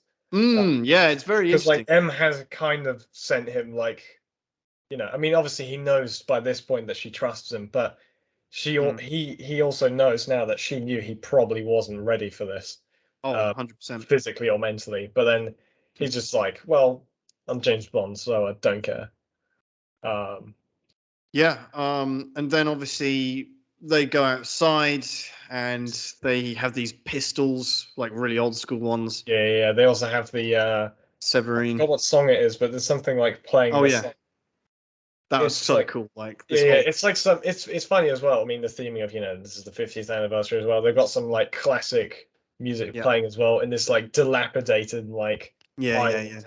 Through the Um, yeah, yeah, and then Severine, she's I feel bad for her, man. She's like tied up and beaten up, probably worse. yeah. It's got this And collapsed statue as well behind her. yeah, which is really cool. But yeah, she's tied up, and then like basically, there's this. I mean, Silver's like, oh, chance to redeem your marksmanship scores, Yeah, with which is these funny, shit because it's pistols, like which Bond is meant to be like the ultimate assassin, and he's like failed at the most basic assassin test, which is being able to hit a target. So it's quite funny. You've got that side of things at play as well. But and yeah, I think, he mind you, tried. Sorry, go on. so the fact that these pistols probably have like horrendous accuracy too. Like there's Yeah, like that's true. no way you could possibly hit like a target like a shot glass on someone's head like that. And Silver even knows what brand of scotch he likes, and it's just those little things. And then Bond, he tries to. I mean, he tries, but fails. And then Like Silver M, just shoot, and it takes ages, right? And then Silver just shoots her straight up, and it's I like think fucked up. I like it is, and that's probably one of the other things I've like that I find quite objectionable about this film is like Severine is like a good character, but the way she's handled is like it's really brutal. And even Bond's line after she does like, "Oh, it's a waste of good scotch," and it's like, "Oh, is that Yeah, it?" that was And it's like, man, and I get, yeah, I was literally just gonna say that she reminds me a lot of like Andrea's kind of from yes, yeah, Anders yeah. from that. She's Like like a tragic story. she, Yeah. yeah, she's like scared for her life, man. And he's like, "Oh, can you kill him?" And like, is it someone usually does? And he's just like cold. She meets a very cold and like indifferent end, and it feels pretty. And they move on from it so quickly. in So that's fairness, why that is kind of the I theme of think this film, though. not really. Like it's more him Especially like like, sticking up for M than anyone else, to be honest. but in fairness, for like to Bond, I mean, this is kind of, I mean, obviously he goes through this quite a bit, but assumedly you've had a lot of missions between this and Quantum Solace. He's seen death like so much. I mean, even nearly to himself at the beginning of this film. He's probably become just kind of indifferent to it, which is why that explains why he's got such dry humor. He's always so sarcastic. He takes a lot of risks with his life as well. I And think you're it's like life is one big game to him at this point. So I think you're taking a lot of inference into the gap between Quantum of Solace and this film well, because yeah, it like kind of has to be. I mean, as well. Like again, I mean, the fact this film is standalone too, basically. Um, again, Yeah. like I said, you can really just insert several Bond films between this and Quantum of Solace, and it works fine. Yeah, but they don't, so it doesn't really. I think I see both sides of the argument. I generally I do agree with you, Tom, on this one, where it's just like it's a very tragic character, and to see her like swept away so quickly is a bit of a shame. But what she swept away for is worth it, man, because you have these like massive choppers suddenly come, Yeah, and then bad like you know, CGI, but and Bond's like, oh, who says I'm alone? And it's like latest toys for oh yeah, because Javier Bardem like also throws shade at Q. He's like, oh, those fools at Q branch, you know. And then he's beaten but intentionally by a radio, right? yeah, I Which we'll come think, back to yeah. as well. Imagine if like he during that whole like speech he gave to Bond about like, oh, we can either eat each other or everyone else. I think imagine if like Bond had joined him and then he had to like come out about the flipping like squad of helicopters he just called on the irons. He was like, oh oh yes, yeah. we'll have to fight off these people. Oh, you got any anti-air missiles, by the way? Here, sort of like. You know what? The thing about Silva as well. I'm just thinking about Severine. I think the point that that's making is that what a scumbag Silva is. Yeah, Right? but true. Bond doesn't really like he just like Yeah, that's puts true. her I down. agree, but I think the point of that scene is to show what scum Silver is. I think that's important. You need to, hate your villain, right? So, Yeah, Bond. Yeah, also obviously Bond is really trying here, I but think yeah, true. I think the sole reason this film gets away with it is how quickly it moves on from it. It's like, Yeah, man. as soon as Just he the- misses, he like does like all the shooting and all the action, and then the film just is kind of done with it, and it's yeah, like you can also kind of consider the fact that Bond is like all the henchmen kind of find it amusing as well, which is kind of what lets Bond kind of take advantage of them being off guard. And true. you can kind of maybe see that he's like, I don't know if you've seen this like many times. He's like his facial expressions. He's really pissed off as well. Like when he's taking them all out, which maybe is like, I don't know. Yeah. So I then dunno. Silver is back in London, and he's in this really cool holding cell. Oh yeah, of And course. Some M, Dark Knight sort of shit here. Yeah, Which which I can substantiate my claims that this was partly inspired by the Dark Knight. how I've so? heard. What? Sam Because the Mendes said villain himself. lets himself get captured. Sam Mendes said so. So what else can you say? Whatever, man. What does Sam Mendes know? Yeah, he Dark only Knight- directed it. No, come on, man. You Just can't call throw that out there. this film Well, like- okay, well, explain to me in your own words what Skyfall and the Dark Knight have in common. It's simply that, and that's basically the 'Cause main. that's never happened in a film before. The Dark Knight. That's like some. I'm not Heath saying it Ledger hasn't invented happened before. acting It's just that shit. Sam Mendes himself said he was inspired by a lot of the things that they did in it, not Okay, specifically. so was the entire film industry. I still fail to see any significant parallels between. I mean, yeah, you can tell me Seven and the Batman are similar. You can I'm not tell saying me they have like a carbon copy of one another, but you can see a couple Like of what? like traces, like what? Like I literally just said, the Like what? what's it called? The guy I think- literally being caught as part of his plan, and Okay, he wants to what else? escape by having I've got insights. one, and I've got Okay, one. that's not the first film. It's What also- what it's else? also- Give me another example. It's also the hero who has to deal with corrupt authority and stuff like that, and still have to like That's bow what- for the villain. Because who's that's like, never happened in a film before. yeah, but he also has to do it in a way that also like doesn't compromise him with the villain, because the villain's always going on about like, oh yeah, this. I mean, that literally authority- happens in Doctor No, let alone like other films, man. Even in history, like How is the Dr. No- Untouchables, for example. Oh, I don't know, like this. That's just anyway. I'm not getting into the Dark Knight conversation right in now. fairness, though, you also have like the entirety of the time, him well, not really interrogation, him and Silver in that like large room full of computers is literally him trying to basically break Bond and make him join him. I mean, it's not like specific to certain piece of Yeah. media, but still. It gives like shades of it. I'm not saying like it's like a carbon Yeah, copy, but like how some that could people also say, be a but- tribute to Doctor No. Doctor No does exactly the same thing. Yeah, but Like- he doesn't do it very well. He's just like, yeah, well, Right. we can pay you. Well, like- nor does the Joker. So yeah, anyway. Silver does. So M meets Silver. Now this confrontation is amazing because Bond's there, and then Silver's like, "Oh yeah, you sold me out. You did this and that. You let me get tortured for like 5 years, whatever it is. Had my cyanide pill. That didn't work either."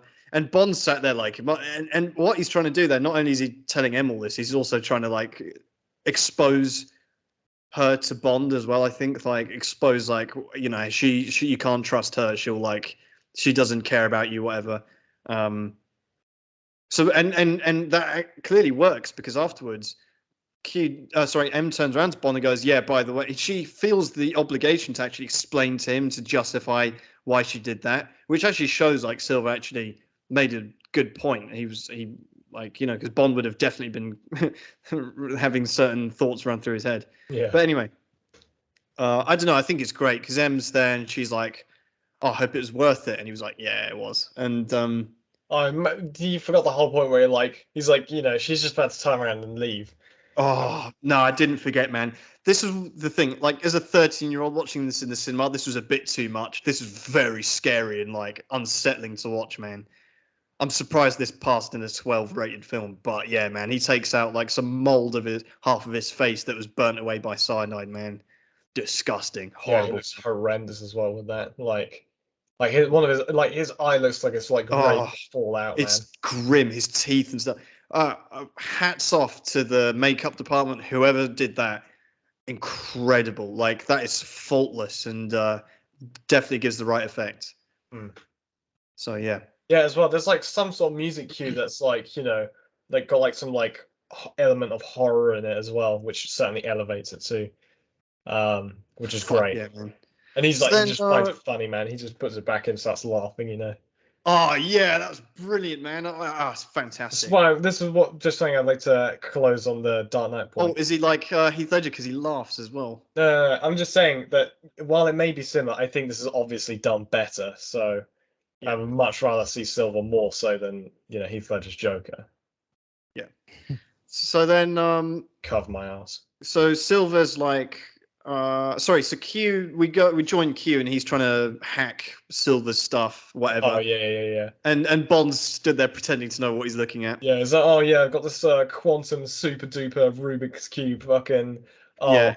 encryption code, and then But you Bond's know like, what I oh, love? This gives Q so much stature because Bond's like, "Oh, can you break it?" And then he goes, "I invented it," and I'm like, "Wow, that's a Sigma quote, actually." You know, for me, like yeah. It's like, oh yeah, only 6 people can break these. yeah, It's like, can use it. Yeah, I made them.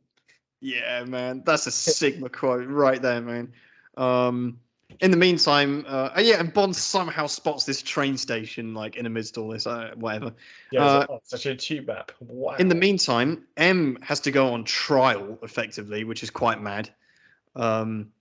But again, it's fleshing out a character. She's accountable, right? And Mallory's explaining all this as well. And you know, I think this scene is fantastic. But we'll get onto that because it's simultaneously you've got three things going on. You've got Bond's thing, you've got M's thing, and then Silver. He's stretching, you know, and the guards are like in the most British sarcastic humor. Like, oh, going somewhere. Yeah. He catches a bullet pretty soon. Yeah, Because so yeah, like, you know, all being the sucked. like doors start opening and like, oh, what's going on here? And Q's been like fooled, man, because then like, you know, Yeah, it's like, how's he get into our system? And then he like looks back at his laptop and he's like, hang on a minute. yeah, man. And then Bond realizes what's going on, so he pursues Silver, follows him down into the tube tunnels. I And want to this is say great, man. Sorry, go on. it's great, but it's extremely contrived. Like, I know, but like, it's How? like because he planned to get caught. He planned for Q to like decide to investigate his computer and be able to break the code so they'd see the attack and Well, everything. with And Q, in plan- fairness, I mean, he has his fingers in MI6. He must know like that Q, like stuff that he knows what Q does and what he could probably break. So he has to make it doable for him. And he also has to like make sure Bond's in the right place when that bomb goes off. So like, Yeah, sure. and Okay, make yeah, sure that one there's- was very much. makes- You really have to suspend your disbelief, but it doesn't matter because it's such a cool effect. It's so unnecessary, but it's like, well, why not have an exploding like tube train come through the? Yeah. I think that's just Might we also like point out? Wow. I mean, it's fair. I mean, it's fair to have this level of scrutiny for some films, like The Dark Knight, for example, because everyone talks about it like it's the greatest piece of cinema ever made. But in and this for case, it's some like, people with Skyfall. Well, in fairness with Skyfall, it's not held to like the point of being like the greatest like plot of all time. It's actually quite a basic plot. And The it's plot's fun. actually probably the worst part of this film because like the MacGuffin is forgotten about basically. Yeah, literally. You know, Um, but this is simply more about the characters and basically everything else. The fact that it's not like no one really says. I mean, this is it's like not the trying to do first time anything too this- clever, and that's what the Dark Knight tries to do. It tries to preach a message about society, etc. What 007 Bond like? I mean, what they do tap into some really interesting subjects, but they don't try and like tell you what to think, which the Dark Knight does. But anyway, I'm not going to Dark Knight I think right. I think that's the difference really, because it's not like uh, it's the standards to which it is held. This is just held as a very very good film. It's not something like not just a great film. So oh, this will change the way you think or something. You know. Exactly. It's not my fault that the people who like James Bond fans versus like superhero fans are like very big difference, generally speaking. And we're both.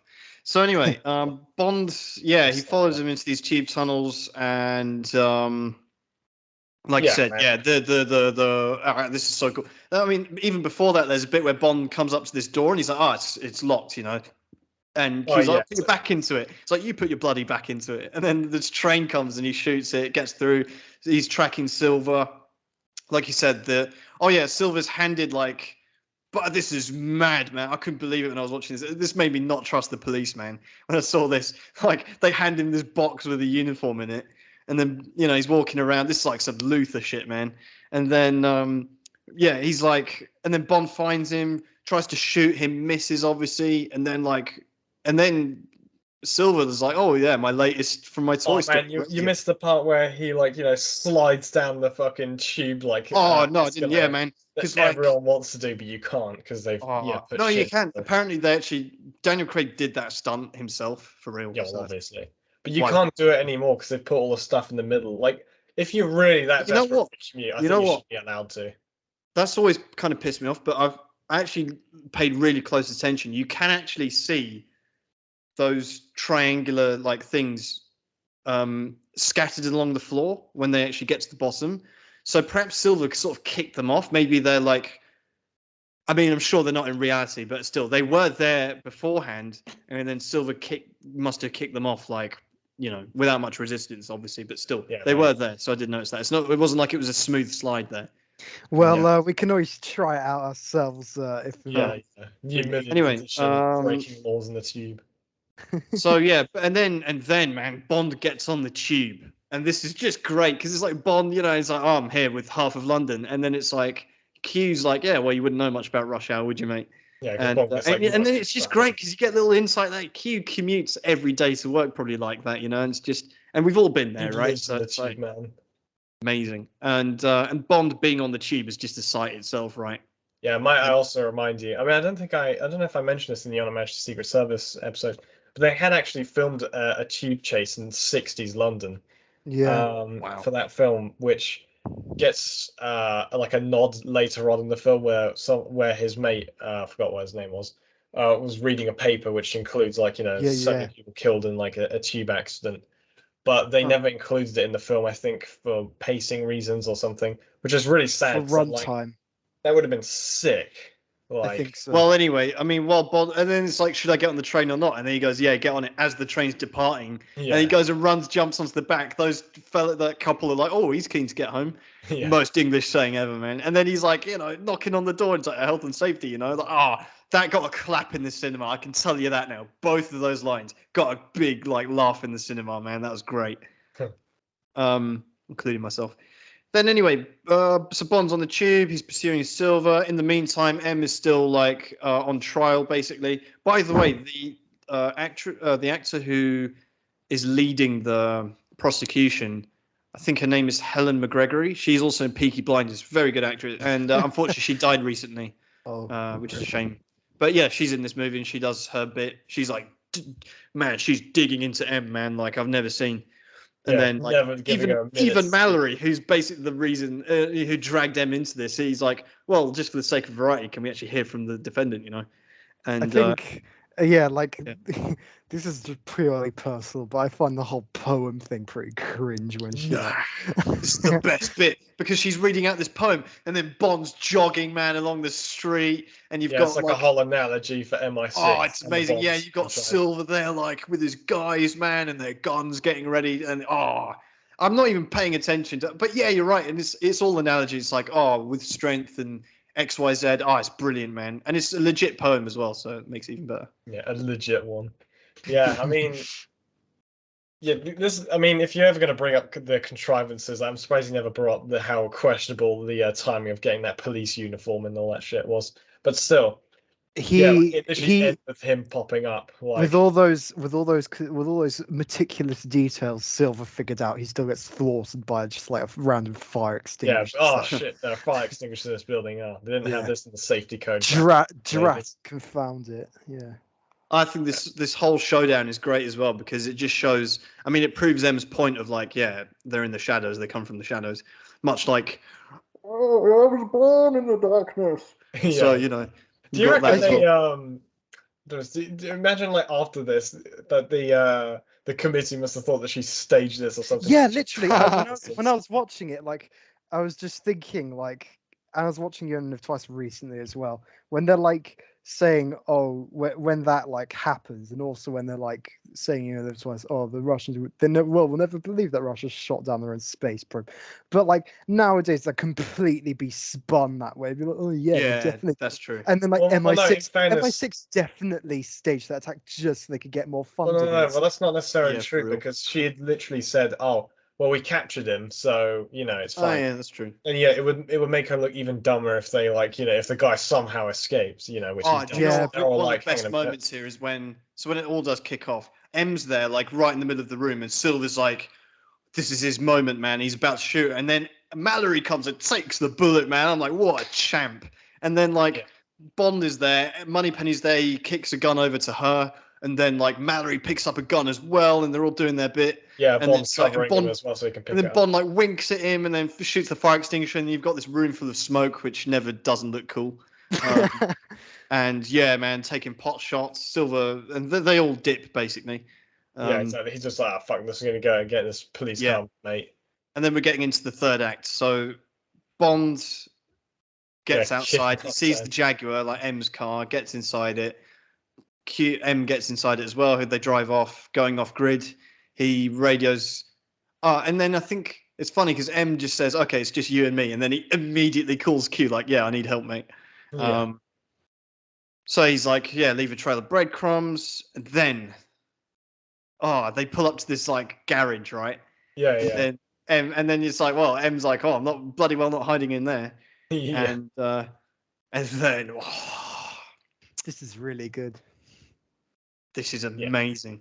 You've This is even something got this. You've even got the sound cue from Casino Royale. Yeah. You know. It's a funny thing as well, because obviously we're talking about the DB5 reveal here. Something I quite like about it is that like it's obviously, you know, massive amount of fan service in this, but they also kind of they're a bit self-aware about it with M saying, "Oh yeah, that's totally like, you know, really inconspicuous." And she like, says it's not comfortable either, which is like, wouldn't Yeah. be, would it?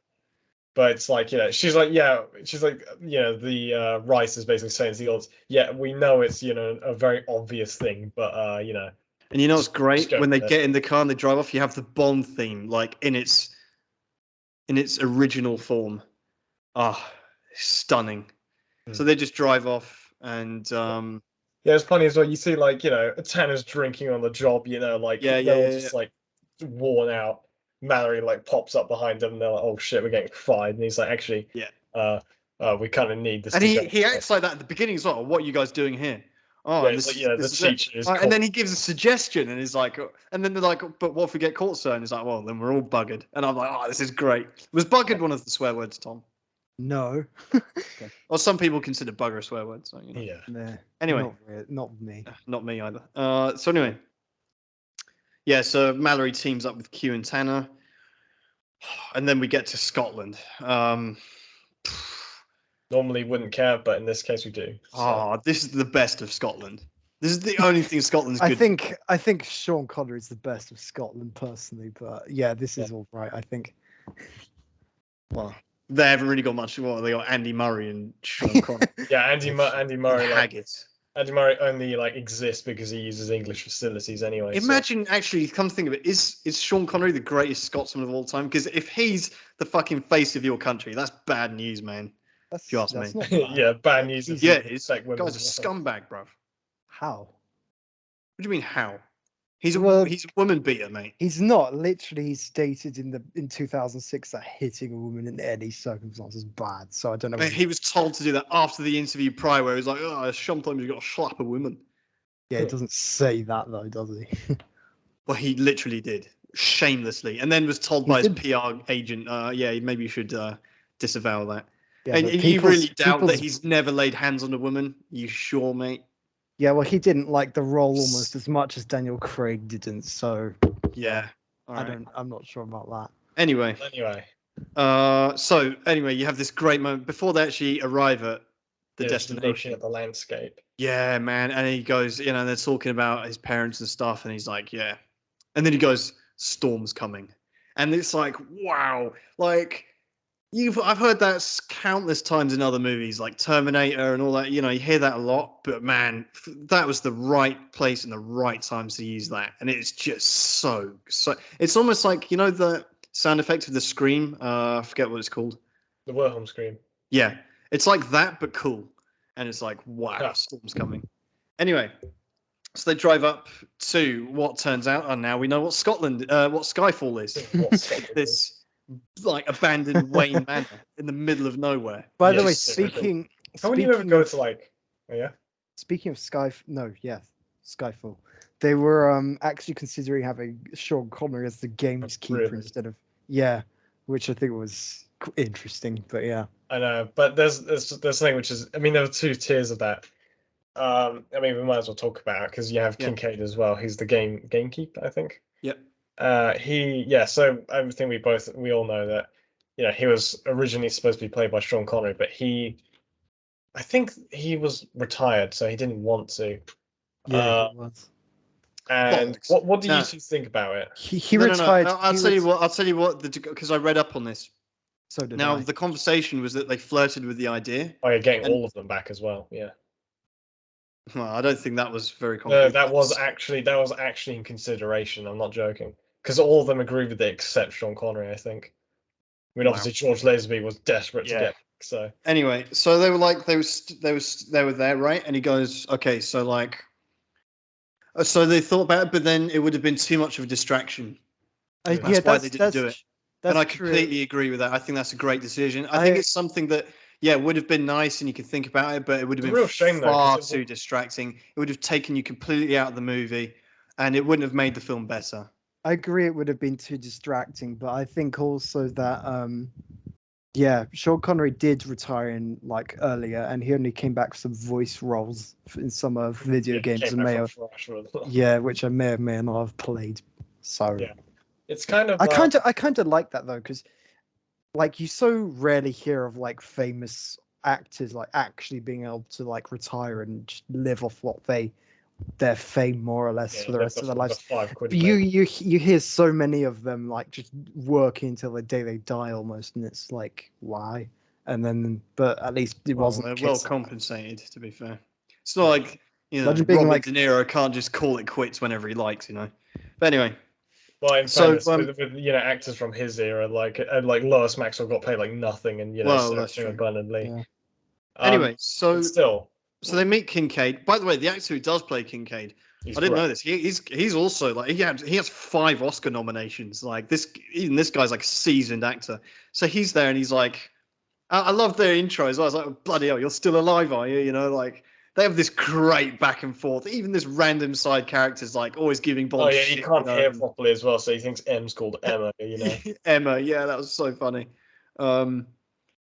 And then so he's giving Em a tour of the mansion, and he's like, "Oh, this is the old priest hole." Tells Bond's origin story basically, and they do it in such a great way because it's not like on the nose. It's not like Bond is there. They just kind of tell you really interesting little. They drop bits in there, and it's great throughout the entire Yeah, film. as well the fact that that he hid there for like what 1 or 2 days or something. It's just like the fact that he came out and he wasn't, the same person he was when he went in. It's mad, so peak. And then you've got like, also I forgot to, this is the bit where Bond goes, "Some men are coming to kill us. We're gonna kill them first." Yeah, which that's is the just. plan. There's another great line. Think on your sins. I was almost used that as the opening quote. Yeah. That's There's a good one also- because that pops up on M's computer a couple of times, which is good. It's funny as well when they're practicing the shooting, and then he's like, "Oh yeah, what do you do for a job again?" Yeah, it's great. And the other thing is probably one of the funniest parts is the fact that Andrew Bond, James Bond's dad, had like Yes, a ton of guns, like I mean, hunting all the rifles. guns of the family, yeah, hunting rifles, all of this, and then it's like, yeah, let's check out this collection, and there's like nothing left, and he's like, "Oh great." Yeah, they get a little American thing as well when they're like, "Oh yeah, some guy from Idaho like bought the collection or something." Yeah, it's like bought by someone who's like begging for his house to get invaded so he can kill as many people as he can. Yeah, and then you've got basically. This is You've also got Alone. this line pops up a couple of times where it's like, "Oh, sometimes the old ways are the best," and he pulls out a massive hunting knife, And it's also what Bond says earlier when he's having a shave with a cutthroat razor. By the way, just going back to that cutthroat razor I'm scene. pretty sure that's what Moneypenny said, but Oh yeah, that's true. But man, do you know what that did for cutthroat razor sales? oh yeah, they exploded, didn't they? Yeah, that whole industry got like a massive boom out of that. I don't know why you would shave with that, but all power to you if you do. I'll just stick to my Gillette, But anyway, so then so they're making improvised explosives. They're becoming domestic terrorists. Yeah, Ted Kaczynski loves this film, M drops the F-bomb, as Tom mentioned earlier. First time that's ever happened in a Bond film. Well, you do actually get. Well, it's the first time you hear it, but you do see someone say it, even though you don't hear it in a living daylight. So, like when what's her name, Kara's trying to like get into the plane when Bond's trying to take it off, and he's like doing all like the hand gestures. Oh yeah, like, what that's she right. needs to do. She just doesn't like register. He's just saying like, for fuck's sake, like, but you can't hear it. It's quite funny. Very fitting for his Bond as well, I think. Yeah, as well. And then so they're preparing all these like devices, and then there's a great moment where he goes, "Oh, are you ready?" And it's like, "Oh, I was ready before you were born, son." It's great. Yeah, Like, just something I'd like to touch on before like this whole like scenario unfolds. Yep. You know what they might have been able to do, right? Not actually keep it in the film, but just to film it, just as like a bonus thing on a disc, Imagine if they actually had, obviously gotten them all to collaborate on it to see like, how they would have all acted in this. But I guess the money consideration. that's definitely a good thing they didn't do that. That'd have been I know, but like, it would have been. It's just, it's nice to imagine. I mean, some would be. No, I more like to imagine serious. Sean Connery being in this film, but that's it. I can't even I don't even want to think about like. Yeah, Pierce Brosnan being this would be a bit strange. Overweight George Lazenby be there, like just whatever. I don't know. Yeah, true. Bitter, no, I don't think that would have. Roger Moore would have probably been having like endless jokes with like M and Kincaid. I could imagine like Roger Moore being that prosecutor actually, where he just like talks about all of the stuff that MI6 is failing to do nowadays, which they could have done if they. No, I can see Roger Moore playing Mallory's role, something like that. You'd have like Timothy. It's like a really old civil servant, something like that. If it was in this scenario in Skyfall itself, you'd have like Timothy Dalton not talking to anyone, being in the roof with like a sniper rifle or something, right? Timothy Dalton's busy running that shop in. Oh yeah, of course, in Hot Fuzz. I forget the name now. Yeah, he's like anyway. just finished surgery for getting the spire out of his mouth. That's right. Anyway, so where are we? Yes. So okay, the DB5 is there, of course. Don't really know when it was. All these gadgets were added to it, but no one's asking because we'll accept that that's fine. Oh yeah, because they use a joke for the eject seat. It's like oh yeah, this car sucks. He's like, oh well, you're gonna complain all the way. And she's like, yeah, all right, eject me then. Man. So then these goons come and and this is where it all kicks off, right? So these goons come up and start shooting at the house. Bond pops up behind the wheel of the DB5, guns them down. Kincaid, he's got his old school shotgun. Welcome to Scotland. Sawn off, man. That also got a big laugh in the cinema, man, when he says that. Welcome to Scotland. Like, what a great line, man. Just like the end of civilization. It's yeah, exactly. This is where blowing you go up, to die. So yeah, this is just to whet their appetite, really. Like, so they have a bit of a fight here, and then Silver arrives in his chopper. Yeah, with booming speakers as well. Like, Bum, bum, bum, bum, da-da-da-da. And that was so cool, man. it's not Like, really, to my knowledge, many like famous instances of like a villain entering like this, because he's not even trying to be like, you know, what a stealthy cool, about like it. this gunship attack helicopter, man. It's amazing, so badass. And he comes out and he's wearing like, It's like taunting him, man. not quite a trench coat, but pretty close. Yeah. And he's throwing grenades in there. He's like gunning it down. Bond tells him to go in the priest hole. Isn't it snowing as well at this point? I can't really tell. I'm No, pretty sure it's- it's I don't think cold, it's- obviously, but it's not snowing. I swear it is. Or something's blowing around, which makes it look cooler. It's all And the then- it's all the microplastics. It's. I think yeah. it's just windy. It's windy. It's just windy in it from the chopper. I think mostly. Yeah, probably. And then yeah, man. So Bond's there. He's like trying to keep them busy. And then Silver like orders the attack on the DB5, and he like blows that thing up, man. And Bond, you see him like see that happening, and he's like, now it's got he looks personal, like- man. He gets so he's angry. so He gets this extra strength now to like pick up these, whatever they are, those Canisters. tanks, yeah, Oh, and paint like tank, yeah, for the barbecue. set them up, yeah. And he doesn't do like in Die Another Day where it like shoots out the window or anything. He like it just blows up in the house, and then enough debris flies out to take down the helicopter, and then that goes and crashes into it, which is just, I mean, we've seen Got a plenty of massive choppers like explosion. explode into various objects, but this is probably the best of them. Yeah, it's funny as well, 'cause, Somehow like, it doesn't kill Silver. No, but it doesn't. What I like is it doesn't blow up straight away. You see it like chop it, like chewing up the house, and then it blows up. Oh, it's such a satisfying Yeah, explosion. And then you've got Roger Deakins, man, at his very best with this orange light just everywhere, man. And it's just, yeah, it's like it temporarily turns the place into day, like it's suddenly. amazing, man. Yeah, it lights up the whole area, and it's like, and now you've got all this orange and these silhouettes, and it's, oh man, you just can't. It doesn't get better than this, man.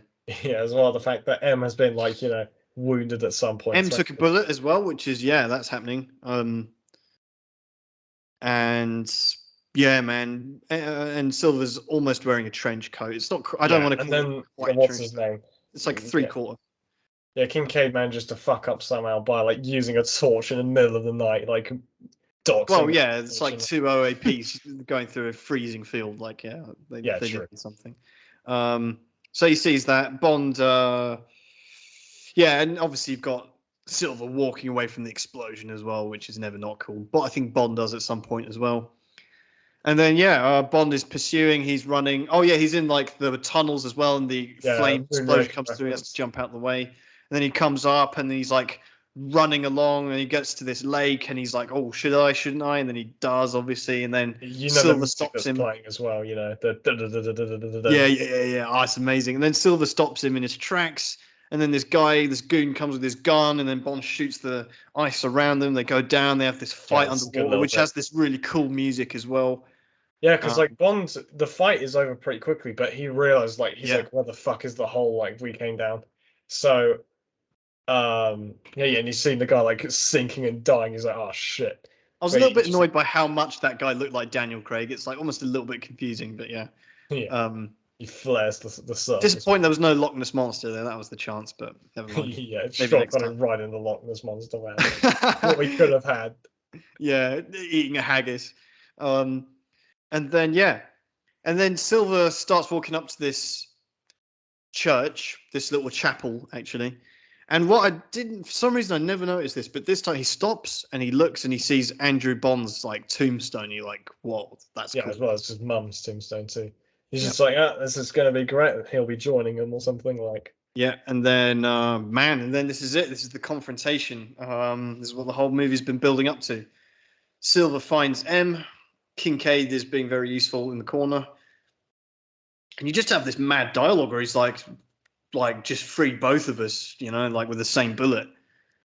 And it's a very like desperate situation. But then, of course, Bond saves the day. He has that hunting knife, tomahawks it into his back, like Octopussy little throwback as well. And and he turns around and he's like, And he's so pissed off, man. Javier Bardem, he's such great acting. He's just like, there. Yeah, He's he's like, oh, I was like- so he's close, and you couldn't let me, like, oh. Yeah, it's like pissed off through the pain, Yeah. staggering towards There he Bond. goes, last rat standing. What a great, like, that's probably one of the best one-liners Bond's ever delivered, in my opinion. Yeah, like collapses, man, after that.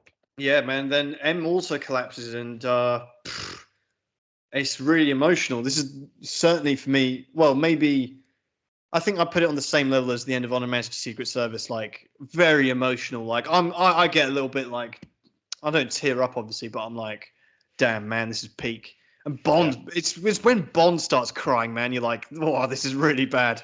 Yeah. And Yeah, her last words are like, at least I did get one thing right. And it's mad, because and this is effectively his mother. You get her theme as well, mind you. Yeah, you get the theme song. It's so like sad, but it's so like heroic as well, right? And because obviously M is effectively Bond's mother figure, obviously, but this is really where it this, Right. I mean, basically the sound makes the most of that. The soundtrack Stockholm Syndrome. Yeah, also the soundtrack for her theme is literally called Mother, so yeah, it's perfect. And like going back to the point you're making, Tom. Yeah, she fucks up a lot of stuff, and she even admits to that. But then she's like, "Well, at least I get one thing right, which is Bond." Yeah, completely inadvertently, despite him surviving all the things she puts him through. Well, it's also that it was. I think she's referencing when they were talking about just before the assault starts, because she's like, "Oh yeah, I knew you'd hate your obituary," but then he was like, "Oh yeah, you said you're an exemplar of British fortitude and bravery or something." And he's like, "Yeah, well, I like that part." So he's referencing, yeah, that's the one thing that she got right in it, which I think is nice as like a last word as well. I think she's trying to cover herself a bit because like a lot of she does trust him eventually, but like she surely had some like more competent. I know like for the but they all got exposed, man. For the film you couldn't do that, but surely not all the double O's got exposed. Like yeah, she surely could have had like some more in shape agent or somebody to like. Yeah, Sean being back from the dead, man. This sends him out. Well, no, because that's the whole point of Silver, right? He comes back to expose like how horribly she manipulates people and like how she just sells people out and whatever for the benefit of the country. Yeah, but still, she's got a lot of skeletons in the closet, and that's what Silver's mission is, to basically expose all that to Bond as well as everyone else. She's got way more skeletons in her closet than this villain does, which is saying something, I think. Oh yeah. Well, you don't. A lot of the things, to be fair, you don't know what Silver has been doing in the meantime. And that's the point. At the end of the day, M's a civil servant, right? She has a boss. She has people to answer to. She's trying to like spin a lot of plates, and she won't get everything right, obviously. So yeah, it's like really exposing that, and very interesting. As well, it's a slightly dark ending, I guess you can guess, because Bond kind of hasn't. He's succeeded and failed at the same time. What has he succeeded in? Well, he killed Silver. So threat to MI6. So. Yeah, no, it's funny you say that, son, because I was sat here watching the film. I was like, it's kind of like Raiders of the Lost Ark stuff, where it's like, well, would anything change if Indiana Jones wasn't in that film? Well, no, but think about it, because Silver doesn't. I mean, he's obviously not satisfied with it because he doesn't. No, I agree. I mean, it's a bit of a facetious point, but he does kill Silver in the end, so Yeah, but also at the same time, Silver doesn't know. Maybe he doesn't even know if M actually dies or not, but he doesn't get to see it at least. So that's true. That still leaves General Orlov as the villain who probably dies happiest. Definitely. Was like Silver's pissed, man. Yeah, I know. Yeah. So it's not reminds me. It's like gives me shit. Max Zorin dies pretty happy as well. Yeah, for the rock. Yeah, that's only season insane. Just like whatever, man. I'm free to go. So then Bond, so then we cut to. I mean, fortunately, the film doesn't end on this note because that'd have been very depressing. Yeah. Instead, Bond is on the rooftop with the Union Jack, and it's this great view, and you're back in London. You're like, yeah, man. We're back, and then he's handed over. So this is obviously a bit of time has passed, and Moneypenny comes up, hands him M's bulldog, the porcelain one from before, And Bond heads down. Oh yeah, and then she actually introduces herself, which is a bit bullshit. I'm kind of like, well, what? You didn't know? You didn't? Well, I don't know. Whatever. And then he goes and meets M, and Mallory's there, and it's like, oh, how's the arm, sir? And it's all good. And it's like, yeah, you ready? You ready, Bond? And he goes, with pleasure, M, with pleasure. And then you get the Bond theme and the gun barrel, and you're like, this is the best film ever, man. It's like Daniel Craig's best gun barrel, might I add. Oh, brilliant, wrong with it. perfect, just chef's kiss, man. This is the problem. At this point, they end this. The people making these films have the world in their hands at this rate. So For real.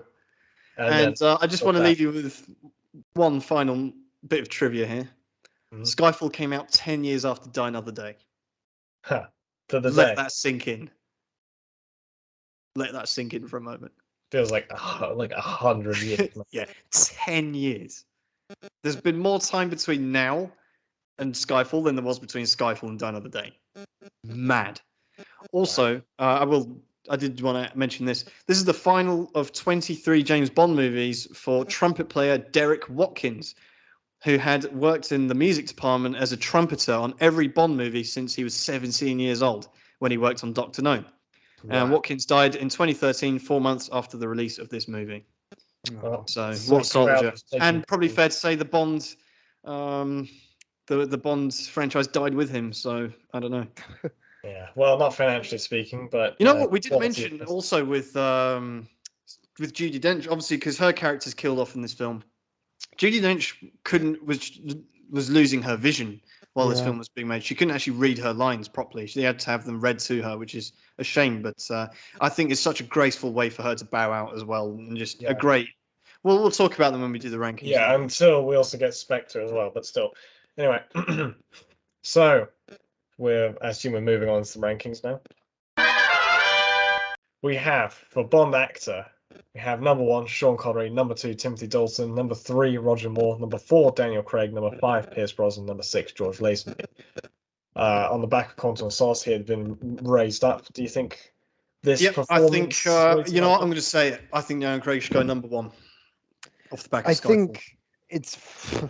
I might have a very unpopular opinion on this regarding Daniel Craig, but I think his best films are actually kind of Quantum of Solace and Spectre, because he, like, for his personal acting, like Quantum of Solace was like the one where he was most down to business and like had lots of emotional development in this. But I like how he was the young Bond more, so like it wasn't like kind of trying to make like implications that he's like too old or something throughout Quantum of Solace, like they do kind of here. And in Spectre is like the only one where he's just allowed to just be James Bond without any like being too old or like anything else kind of narrative to it. I hear that, but we're talking about Skyfall. Yeah, in fairness, if this, I think no, he is Bond in this. He is Bond. Like this is James Bond for me. This will always be the Bond that I grew up with. Well, that we all grew up with, right? Yeah. So. And this is what I remember him for. I don't remember him for Casino Royale or for Spectre or for any of the others. I remember him for this. I remember him for 2012. I remember him for Escorting the Queen. Yeah, this is Daniel Craig for me. And I think he does everything perfectly in this film. He's flawless. And yes, everything is geared up in his favor. Everything works around him as well. Yeah, being actually able to play in Casino. But I can't even begin to think about Daniel Craig in this film versus any other Bond actor in it, and I'm a big Roger Moore fan.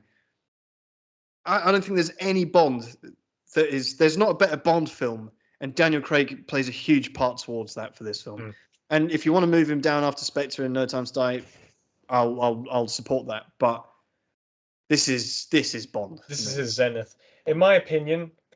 Seriously speaking, if Daniel Craig had just left it at this point, he would probably be my favorite Bond as well, because he is probably the closest, because Sean Connery has that kind of union of the Bond's main 3 things: the humor, being a brute, and also being what was the third thing? The spy. Charming as well. Yeah, charming. Confidence.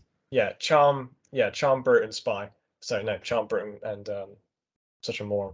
But anyway, Daniel Craig is the closest to actually getting all 3 of those spot on. The others kind of lean more into 2 or 1 particular thing. In this and the previous film, I would say he like basically ticks all the boxes. And for me also, he's the closest Bond you get to Timothy Dalton as well later on. But it's because I think he continues in that stride as well in a lot of ways of being well more gritty, kind of in a way, in some ways a darker Bond. I mean, in terms of themes.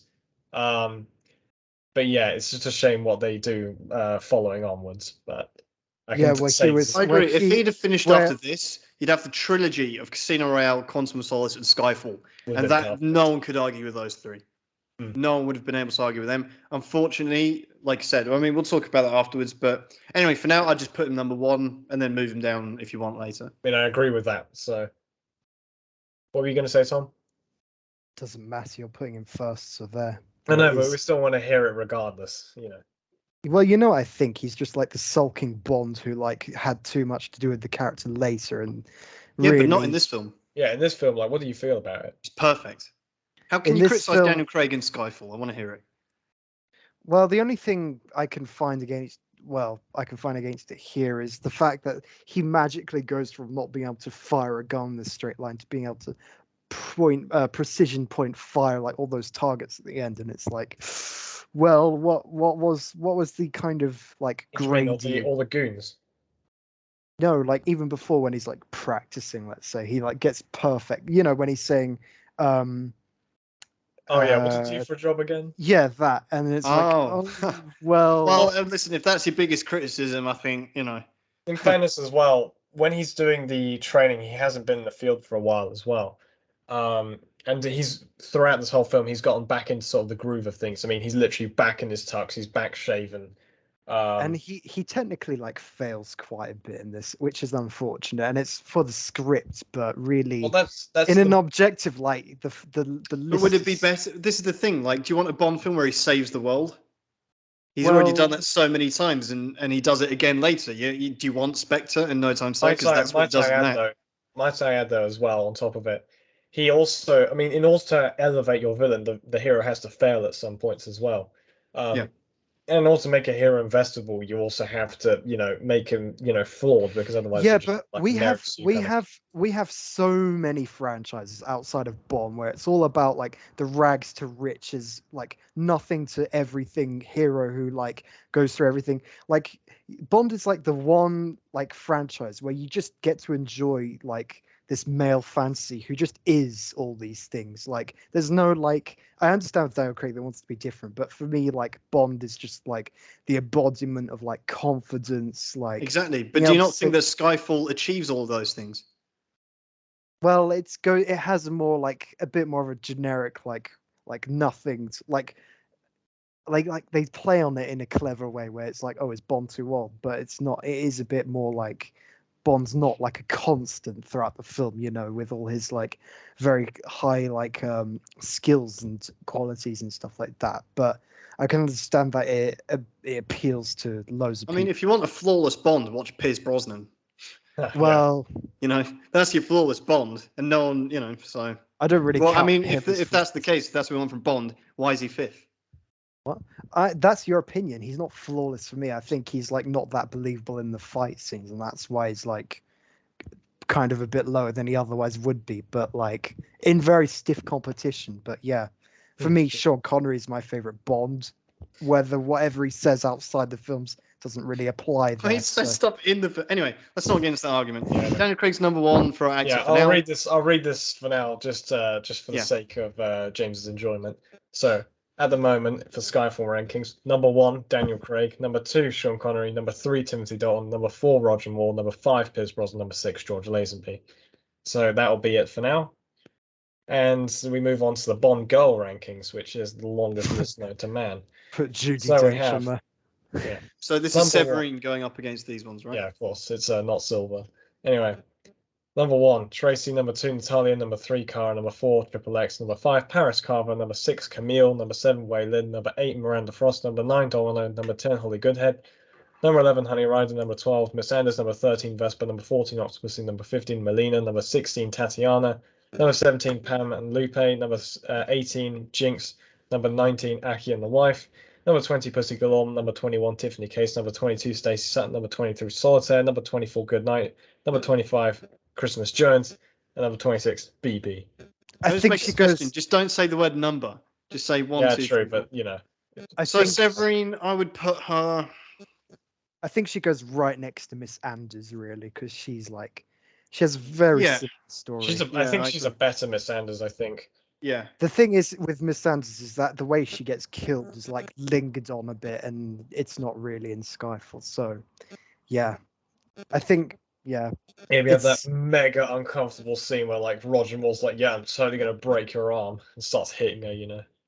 yeah they Yeah, I force don't think Severine goes just above Miss Anders. Below Honey Yeah. Rider, I think that's about right. It's not for the fault of who plays Miss Sanders again? It's literally the same person who plays Octopus. Yeah, I swear. it's more Maud dad. Adams. Yeah, Maud Adams. How am I? Anyway, it's not her fault, but it's just the writing of the character itself does not really do her any favors in this case. So it's Severine. Not to It's mention the film 12. surrounding her. Yeah, yeah, true. Okay, so Surprise she's you. 12th then. Yeah, 12th, below Honey Rider, above Miss Sanders. Oh, this is going to be interesting. Now, the villain. 1, Max Zorin. 2, Blofeld Donald Pleasance. 3, Goldfinger. 4, Blofeld Telly Savalas. 5, 006. 6, Le Chiffre. 7, Fran Sanchez. 8, Gustav Graves. 9, Hugo Drax. 10, Elliot Carver. 11, Scaramanga. 12, Kamal Khan and Orlov. 13, Dr. Kananga. 14, Dr. No. 15, Rosa Klebb. 16, Dominic Green. 17, Electra King and Renard. 18, General Hummel. 19, Largo. 20, Stromberg. 21, Koskov and Whitaker. 22, Christatos. 23, Largo and Blofeld from Never Say Never Again. 24, Blofeld played by Charles Gray. So, where does Silver go? This is I'd. It's weird with Blofeld, man. Blofeld's quite overrated, but we have to have him up there. I would probably put him 4th, below Goldfinger and above Telly Savalas Blofeld. I probably agree with you on that, to be honest. I think that's fair. I think of all the kind Nice. of there are so many of these kind of like a lot of these are the dark side of Bond kind of villains, but in this case, he's probably the best of them. I mean, ironic. I wouldn't they've say the done so best, many. but Well, I think the dialogue and the scenes he's in really help to like perpetuate him a bit. He's like he's one of the only I felt this when I was watching the film. Like he's the only one of the only Bond film villains that like actually made me feel uncomfortable as well. Like when he's talking to Daniel Craig, and it's just like, well, that does do him a lot of credit as a villain. Well, in terms of the henchman list, we don't really have one to my knowledge. So No. because he is the henchman. Anyway, so the We can cast. we can have Patrice if you Nah, forget that. Fuck him, man. Anyway, car slash vehicle. It's just DB5 in this case. Can we nominate the helicopter, perhaps? Actually, No. Bond didn't use it. So, Exactly. I think this should. Wait, what's number one? Aston Martin DB5. Well, that sells it then. 'Cause I Yeah. was gonna say like, well, this should push it up, but it's like it's already number No, one. Yeah, no, push it up to Zenith place. Yeah, A star. Yeah. Anyway, right. Well, moving on. We've got M. I don't think it's going to change, but 1, Dame Judi Dench. 2, Bun Lee. 3, Roll Brown. Although we should add Ralph Fiennes into this now. Yeah. Well, he's not really. He's only M for like Yeah, 5 still. seconds at the end, though. So where will he go in this case? I'd put him 2nd, but that's kind of. Already? No way. Like, I Well, think okay, maybe not already, but I love this. In fact, even for this film, I think his character's brilliant. And I would put him 2nd, but I suppose for now, if you want to put him lower, you can. Yeah. I think, he'll go 4th for now. Not any slight on him, obviously. But, yeah. I mean, just to linger a bit on Judi Dench's. Yeah, thanks for correcting me on the. it feels me like this film would actually make her go down a bit, but Really. Yeah. But maybe I would have understood. I'm not for the gonna Bond stuff. dance around my opinions with this one, but yeah. Yeah, well, we need to have a full conversation about this anyway. This is the time to have it. So, Well, I've already given what I think, so all right, fair enough. But still, like, I'm incredulous as to how that's the case. Right, we have a new queue. So, number 1, Desmond Llewellyn. Number 2, John Cleese. I can't possibly imagine where Ben Wishaw's queue is going to go. Oh, well, that's 2nd with a bullet, isn't it? yeah. Yeah, we've got the Desmond Llewellyn's like he's like Michael Caine as Alfred. He's never going to get beaten. But Ben Whishar's a very good Q, but in a different sort of. It's the only way they could have gone with thing. him. Right. Also, a new Moneypenny. So, number 1, Lois Maxwell. Number 2, Caroline Bliss. Number 3, Samantha Bond. I think this is going to be a pretty easy ranking. So, I think for now she goes above. She's like third. well, even Do you know below what? Caroline Bliss. I don't actually think she's a bit underappreciated actually, because she's Where like. would you put Henry? I mean, I also, I'm a massive fan, obviously, as we know, of Timothy Dalton's Bond films, but his Moneypenny does ticks all the boxes, doesn't do anything wrong. It does her job, but there's nothing much to her. I mean, it's not her fault, but it's just simply So where would you put Naomi Harris? second. I'd put her first. Nah, that's First? Yeah. Lois Maxwell's kind after of- one film, you'd like just discredit Yeah. all 40. She does of more them. in this film than Lois Maxwell does in all of hers put That's together. not about what Yeah. you do. Like her kind of. Yes. Well, yeah. Literally. Lois Maxwell's was a Moneypenny for 14 of the films, and all of her scenes are just so great. Like it's Yeah, but that's like people who say, "Oh, the Queen's the greatest monarch or one of the greatest," like just because she's been there for a long time. Yeah, but I'll give Q his flowers. I'll give Desmond Llewellyn his flowers. Lois Maxwell, yeah, is good, but she doesn't really do much. yeah, but you don't expect her Naomi to, Harris, an I action think, scene, is do you? I think she's a very interesting, fleshed out character, which Lois Maxwell never was. But anyway, that's my she's opinion. not she's not meant to be a fleshed out character though. She's Well, why like, not? because the film's it's a Bond film, right? So it's like. But don't meant you to like be it when about- you see Desmond Llewellyn like in License to Kill or Octopussy? You see him doing some field Yeah, but work. they You only see him do it. getting The thing is, involved. they only Same do thing- that once, so it's do it twice. it's very restrained, kind of in many cases. Okay, all right. Well, he's not so be it. I participating in mean, the action if you want to himself. put a It's just- second, go for it. But I think I would put her first. I think she's the best Moneypenny. I don't know, especially as the fact they kind of, especially in Spectre, they really overuse the whole MI6 gang going rogue and all this. Like Yeah, everyone does in that film. They And- like the. Okay, Yeah. but this is Skyfall, not Spectre. I don't know but how still, many to times be I have to honest, say this. Moneypenny could have she could have been, taken her out of the action. It really would not have changed. I mean, also she shoots Bond, might I add you. So Yeah, but that's cool. That's part of her character development. Naomi Harris. So if we wait, I wanted her third. James wanted her first, and Henry wanted her second. So shouldn't it just be second? Yeah, Yes. that's where I'm putting it.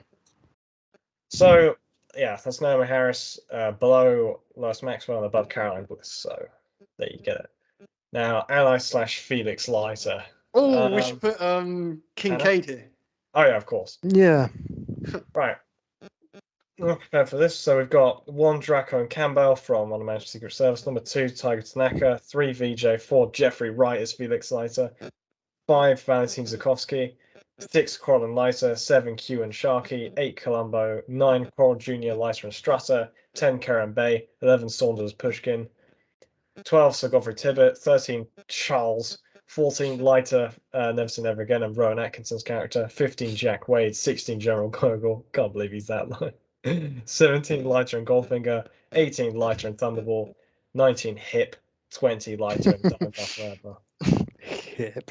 I think So- it goes just below Karen Bay. Oh, I'd put him a bit higher.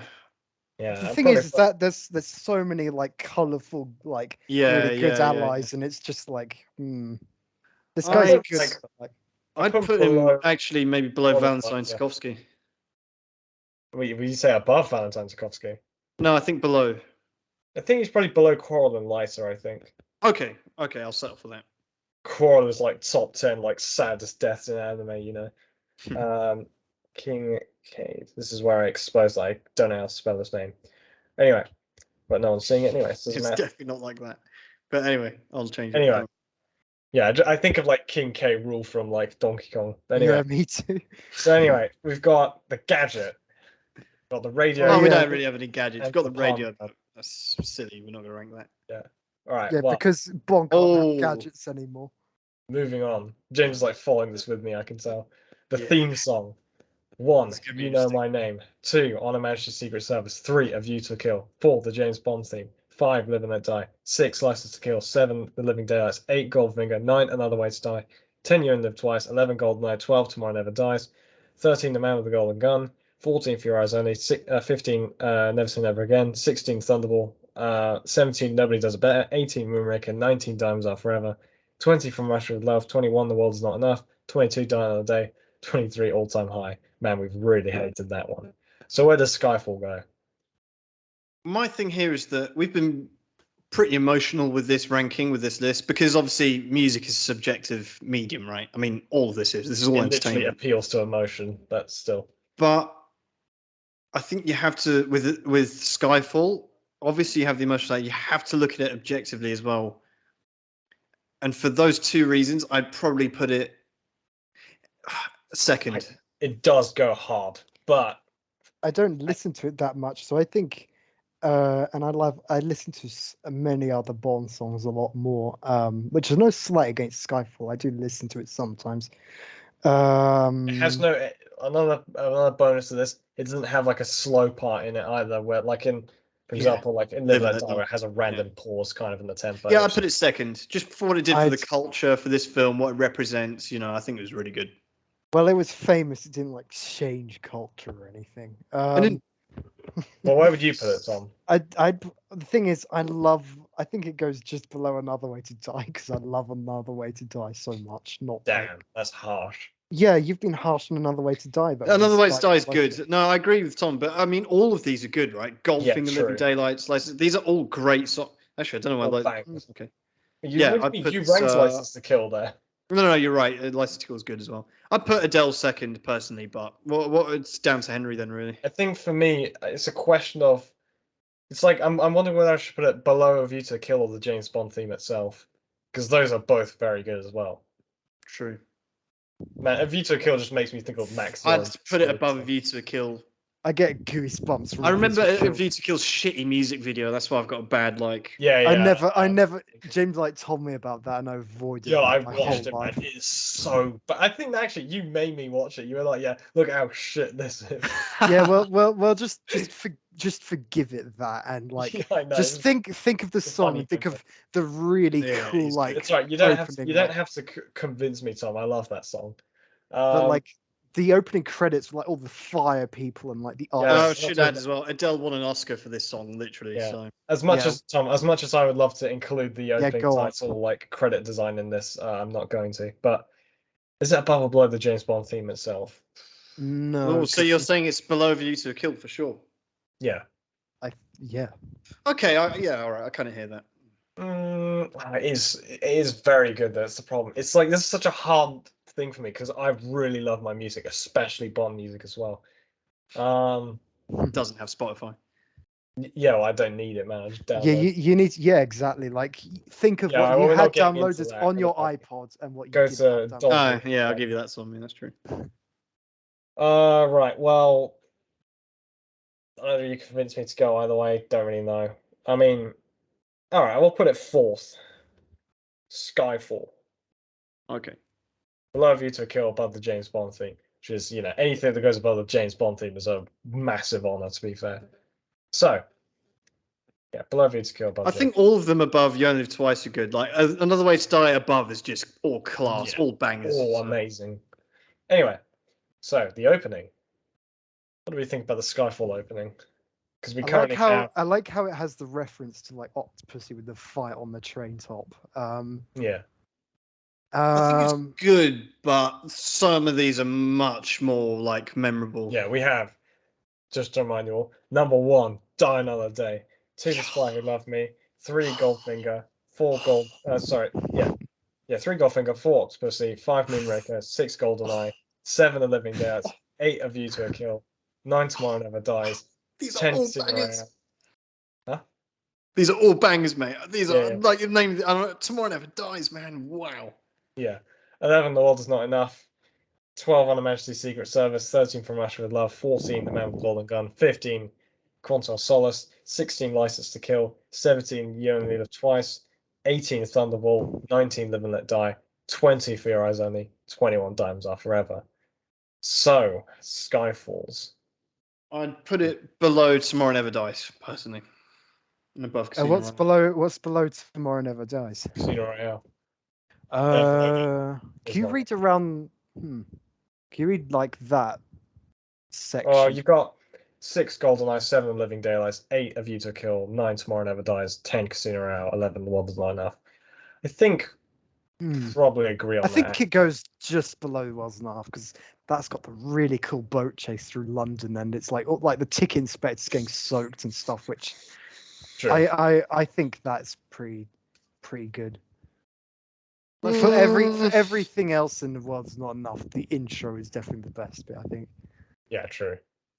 which is completely the opposite. Yeah, you know, actually, I agree with that. That's a good point. Yeah.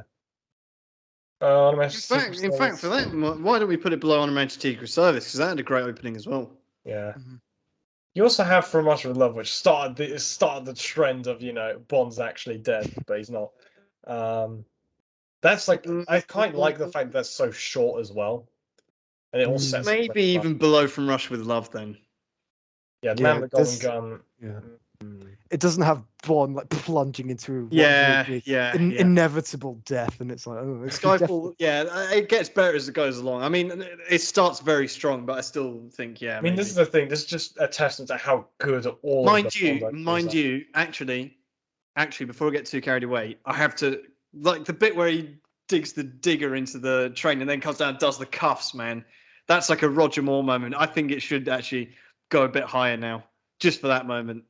Above Casino Royale. Casino Royale, why is that so high? You should go above that. I think no, but you have Roger Moore moments even in like The World's Not Enough. Like as I Yeah, said, that's true as when well. he drenches the tickets, but that And when he definitely got adjusts like his tie, yeah, that's true. yeah, when he got applause. All right, That well, definitely got Henry, applause. just do it. Just put it somewhere. Okay, let's put it below, above On a Majesty's Secret Service, below The World's Not Enough. All right. Is that right? Okay. Okay. Sure. Skyfall. This is, like I said, it's just a testament to how good like most of these kind of things are. Right. Moving on to the Sigma moment. So the current lines we have. Actually, Wait. First, we need to decide what we're nominating because I got 2. yeah, I invented them. That's pretty good. That's one, and then the other one is Some Men Are Coming to Kill Us. We're gonna kill them first. Yeah. Now the thing is, as well, we also have. I mean, something to mention with this film is the fact that there's such a low focus on Bond girls makes this quite a Sigma film anyway. It's literally just about a spat between these two blokes, more or less. So, what do you think, Tom? What would you nominate? What would you go with? I was thinking it's not really read out though, so that kind of harms it. It's like think on your sins is pretty is. I think that's it's not like it's not that Sigma. It's just ominous. I invented them though. That is a great line. yeah, but then he That's just gets kind of embarrassed by like Silver. Yeah, like, that's true as well. True. I think Some Men Are Coming to Kill Us. We're gonna kill them first. That's got to go. Yeah, I okay. think that's got to go very high as well. Just read out the top 10 just to save us time. So we currently have 1, Goldfinger, I Own the Club. 2, yeah, a convenient coincidence. 3, you only get one shot at life, why waste it on sleep? 4, the entire backgammon scene in Octopussy. Number 5, you missed Mr. Bond. Did I? 6, Red Grant. 7, Mads Mikkelsen. 8, Blofeld's Extortion. 9, Dr. No. 10, Carvel's, insanity, line between that and genius. Then moving on, we've got a bunch of other ones. So, where are we going to put I'd this? Some men. probably put it below You Missed Mr. Bond, did I? And then above Red Grant. I put it above Elliot Carver's insanity line because I think there's a big dotted line there. Yeah, And I would probably agree on that. Wow, really? Below Dr. No? Yeah, because Dr. No is like Dr. No's the good, Sigma. the ones like $1 million. all the ones below Dr. No aren't really like Sigma quotes, if that makes sense. They're more like alpha quotes. Well, I think Dominic buying Bolivia is pretty Sigma. Yeah, but true. But it's just Natalia versus the computer salesman, Tracy, Countess. Yeah, you do have quite a lot. But this is one of the better ones. Yeah, all right, fine. We'll put it there. It's not really Sigma though. That's the problem. Yeah, that's an alpha moment. We're like, oh, we're gonna. Yeah, kill maybe him. you're right. That is quite. I just love how I was like trying to figure out what the Dominic one was. I was like, oh yeah, he just buys. This should really be turned into like the Sigma / alpha quote section. It doesn't matter anyway. No, because you have to imagine the quote with the music over it. That's how I did this. Dun, dun, dun, Actually, you know what? In that Bolivia. case, you know what? Maybe we should retcon this entire thing. Maybe we should put Q's one Because now you've mentioned it, Simon, you've pointed out correctly, that is an alpha quote, not a sigma quote. We should do Q's one. Yeah. I invented. I just want to say there's so many like alpha quotes in a Thunderball as well, which I rewatched recently. Yeah, well, you rewatched it, man. Why don't you subject yourself to it? It's not that bad. So we'll put. Can we agree? We'll put Q's quote here now instead. Yeah, all right. Yeah. Where do we put it then? I invented them. That's way more sigma. Above or below Mads Mikkelsen, I think, because Mads Mikkelsen's character is a proper sigma, man. He's literally like a criminal true. banker. All right, below Mads Mikkelsen then. Okay. Wait, Okay. what's below Mads Mikkelsen? Below Feld's extortion, which I don't think is debatable here. I invented them. Yeah, but then he fails. But okay, whatever. It doesn't matter, but still, it's just great in general. Yeah. It's like Goldfinger says I own the club and he eventually dies. So, yeah, like he also Well- probably his golf club passed ownership to Trump eventually. So Yeah, exactly. Right Okay. now, finally, the film ranking. All right, well, we'll go through the whole list here, but still, one on a. Actually, should I go from the bottom to the top this time? Yeah, why not? Right, so 25 Casino Royale, not that one you're thinking of. 24 Diamonds Are Forever. 23 For Your Eyes Only. 22 Never Say Never Again. 21 Thunderball. 20 The World Is Not Enough. 19 The Rock. 18 From Russia with Love. 17 Doctor No. 16 Live and Let Die. 15 The Man with the Golden Gun. 14 Quantum of Solace. 13 A View to a Kill. 12 Tomorrow Never Dies. 11 Casino Royale. 10 GoldenEye. 9 Die Another Day. 8 You Only Live Twice. 7 The Spy Loved Me. 6 The Living Daylights. 5 Moonraker. 4 License to Kill. 3 Octopussy. 2 Goldfinger. 1 On Her Majesty's Secret Service. Where does Skyfall go on this list for you two? I want to hear what Tom says first. Where would you put it? Well, we know where you're going to put it, James. So Well, you saw like my unguarded like opinion on that list. So, Yeah. So where would you put it? but needs aspirin after that, man. Stop myself heart attack. well, I've worked so hard to keep like Octopus in the top 3 throughout all this time. So yeah, I would for the sake of this podcast, I'm asking What are your your true honest feelings, opinion. man? This is Where the only would you time put we get to vent it. Because like I want Oh. you to mean what you say. Because like, okay, I'm talking about Desert Island discs. Which ones do you take with you before Skyfall? Oh, well, I need to get my phone up for that, where my list is. Yeah, let me get my list, you know. I mean, this is the thing. You have to be unbashful with this, man. This is how I Like, managed to I mean, sit for example, down do you this far prefer up. Thunderbolt to Skyfall? Yes. Wow. Yes. You don't prefer Diamonds Are Forever, do you? No. World's not enough. Well, there was actually a thought behind that. Hang Damn. on, World's not enough. The Rock. Yeah. Why is Doctor there No? so much thought behind this, man? This is crazy. It's Yeah. like it's like imminent. You're like more terrifying right now than any Bond villain previously, man. It's like this is the true sign of insanity. Well, I've given my reasons, and like I haven't heard sufficient reasons. Be to honest, get rid yeah. of Be those honest. reasons. Are you kind of bitter towards Skyfall because you didn't see it in the cinema? I bet if you'd That's- seen it in the that's how- cinema, that's you'd how- have a that's- completely that's what I different was thinking. opinion. I can't pretend that's not a factor, but reality is what it is, and Like that affects missing my out on opinion. this film, man, in the cinema. I'd Um, be gutted. I still am, having seen Spectre as my first film. Yeah. And there's a couple of things that like, yeah, it would be much higher if I had seen it, but like, yeah, there are other things as well, which Like, Yeah, can, but can we like, just, can we just list them off? Because I don't really know, like, I mean, I don't what feel about like the I Man with the understand. Golden Gun? Do you think the Man with the Golden Gun's better than Skyfall? it's not better, but I like it more because it's more entertaining for me. Like, there's so many. It's such a guilty So pleasure, insane that watching one. the Sanders We get found beaten, the you know? one Skyfall hater on this planet. Well, you can do your Bond villain plot later, but I would say it goes second because it's really tough. Because I love this film. I love On Her Majesty's Secret Service as well. But I think just the emotional core of On Her Majesty's Secret Service itself is a massive benefit to it, and that's why that they've even with No Time to Die, they tried to emulate a lot of that as well. The score in that film is incredible. It literally takes place on a mountain on like some sick base. You have like a helicopter assault on it at the end. And obviously you have probably the most depressing Bond ending ever. So What I will say is that it's Bond Girl 2. what I will say is that On Her Majesty's Secret Service also didn't need the circumstantial like context anniversary, yeah. of that Skyfall really benefited from. Skyfall succeeded because of all the films that came before it, right? On Her Majesty's Secret Service really Broke built a was lot built of off new its own, ground. yeah, like off its own back. So I can Well, accept that. Yeah, also the fact it's probably one of the biggest gambles they ever took, and they've really paid for it. And Yeah, finally, people now, like 50 years later, are like actually seeing, because it's like, yeah, it is over 50 years old now. They're starting to finally see, you know, what it was all about. So it's with Okay. no, you know, small. So Henry, would you take? You're going to the desert island, right? Would you take On Her Majesty's Secret Service before Skyfall?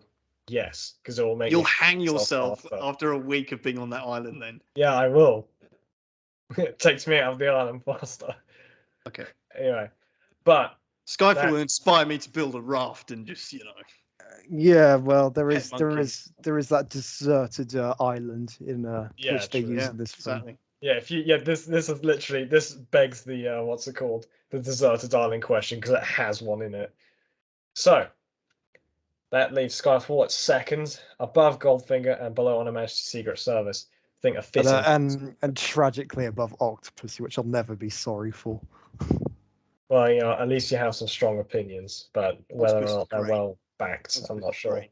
Octopussy, we've done Octopussy a lot of credit by putting it fourth. Yeah, you know, I think You will not find a single list anywhere that has Octopussy fourth, man. So we're all winning it out of this anyway. I managed to get License to Kill, not the Majesty's Secret Service this high, so I don't really care.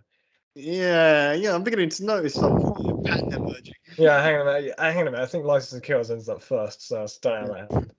Anyway, Okay. Bond's deep emotional relationship with Lupe and his sniper rifle, which he's been with for 2 films straight. Anyway, anything else we can really say about this film other No, than I'm done. what- In the Oh, words I- of Daniel Craig, done. I've emptied my barrel as well on it. Yeah. The Right. the years of hurt from not Yeah, having I seen don't it. know. The smoking gun has ended up turning into more of a pop gun for me. But anyway, well, if you ever think this is as good as it can get, ladies and gentlemen, it is as good as it can get, because it's all downhill from here. Yeah. Yes, so we'll be back next week with Spectre.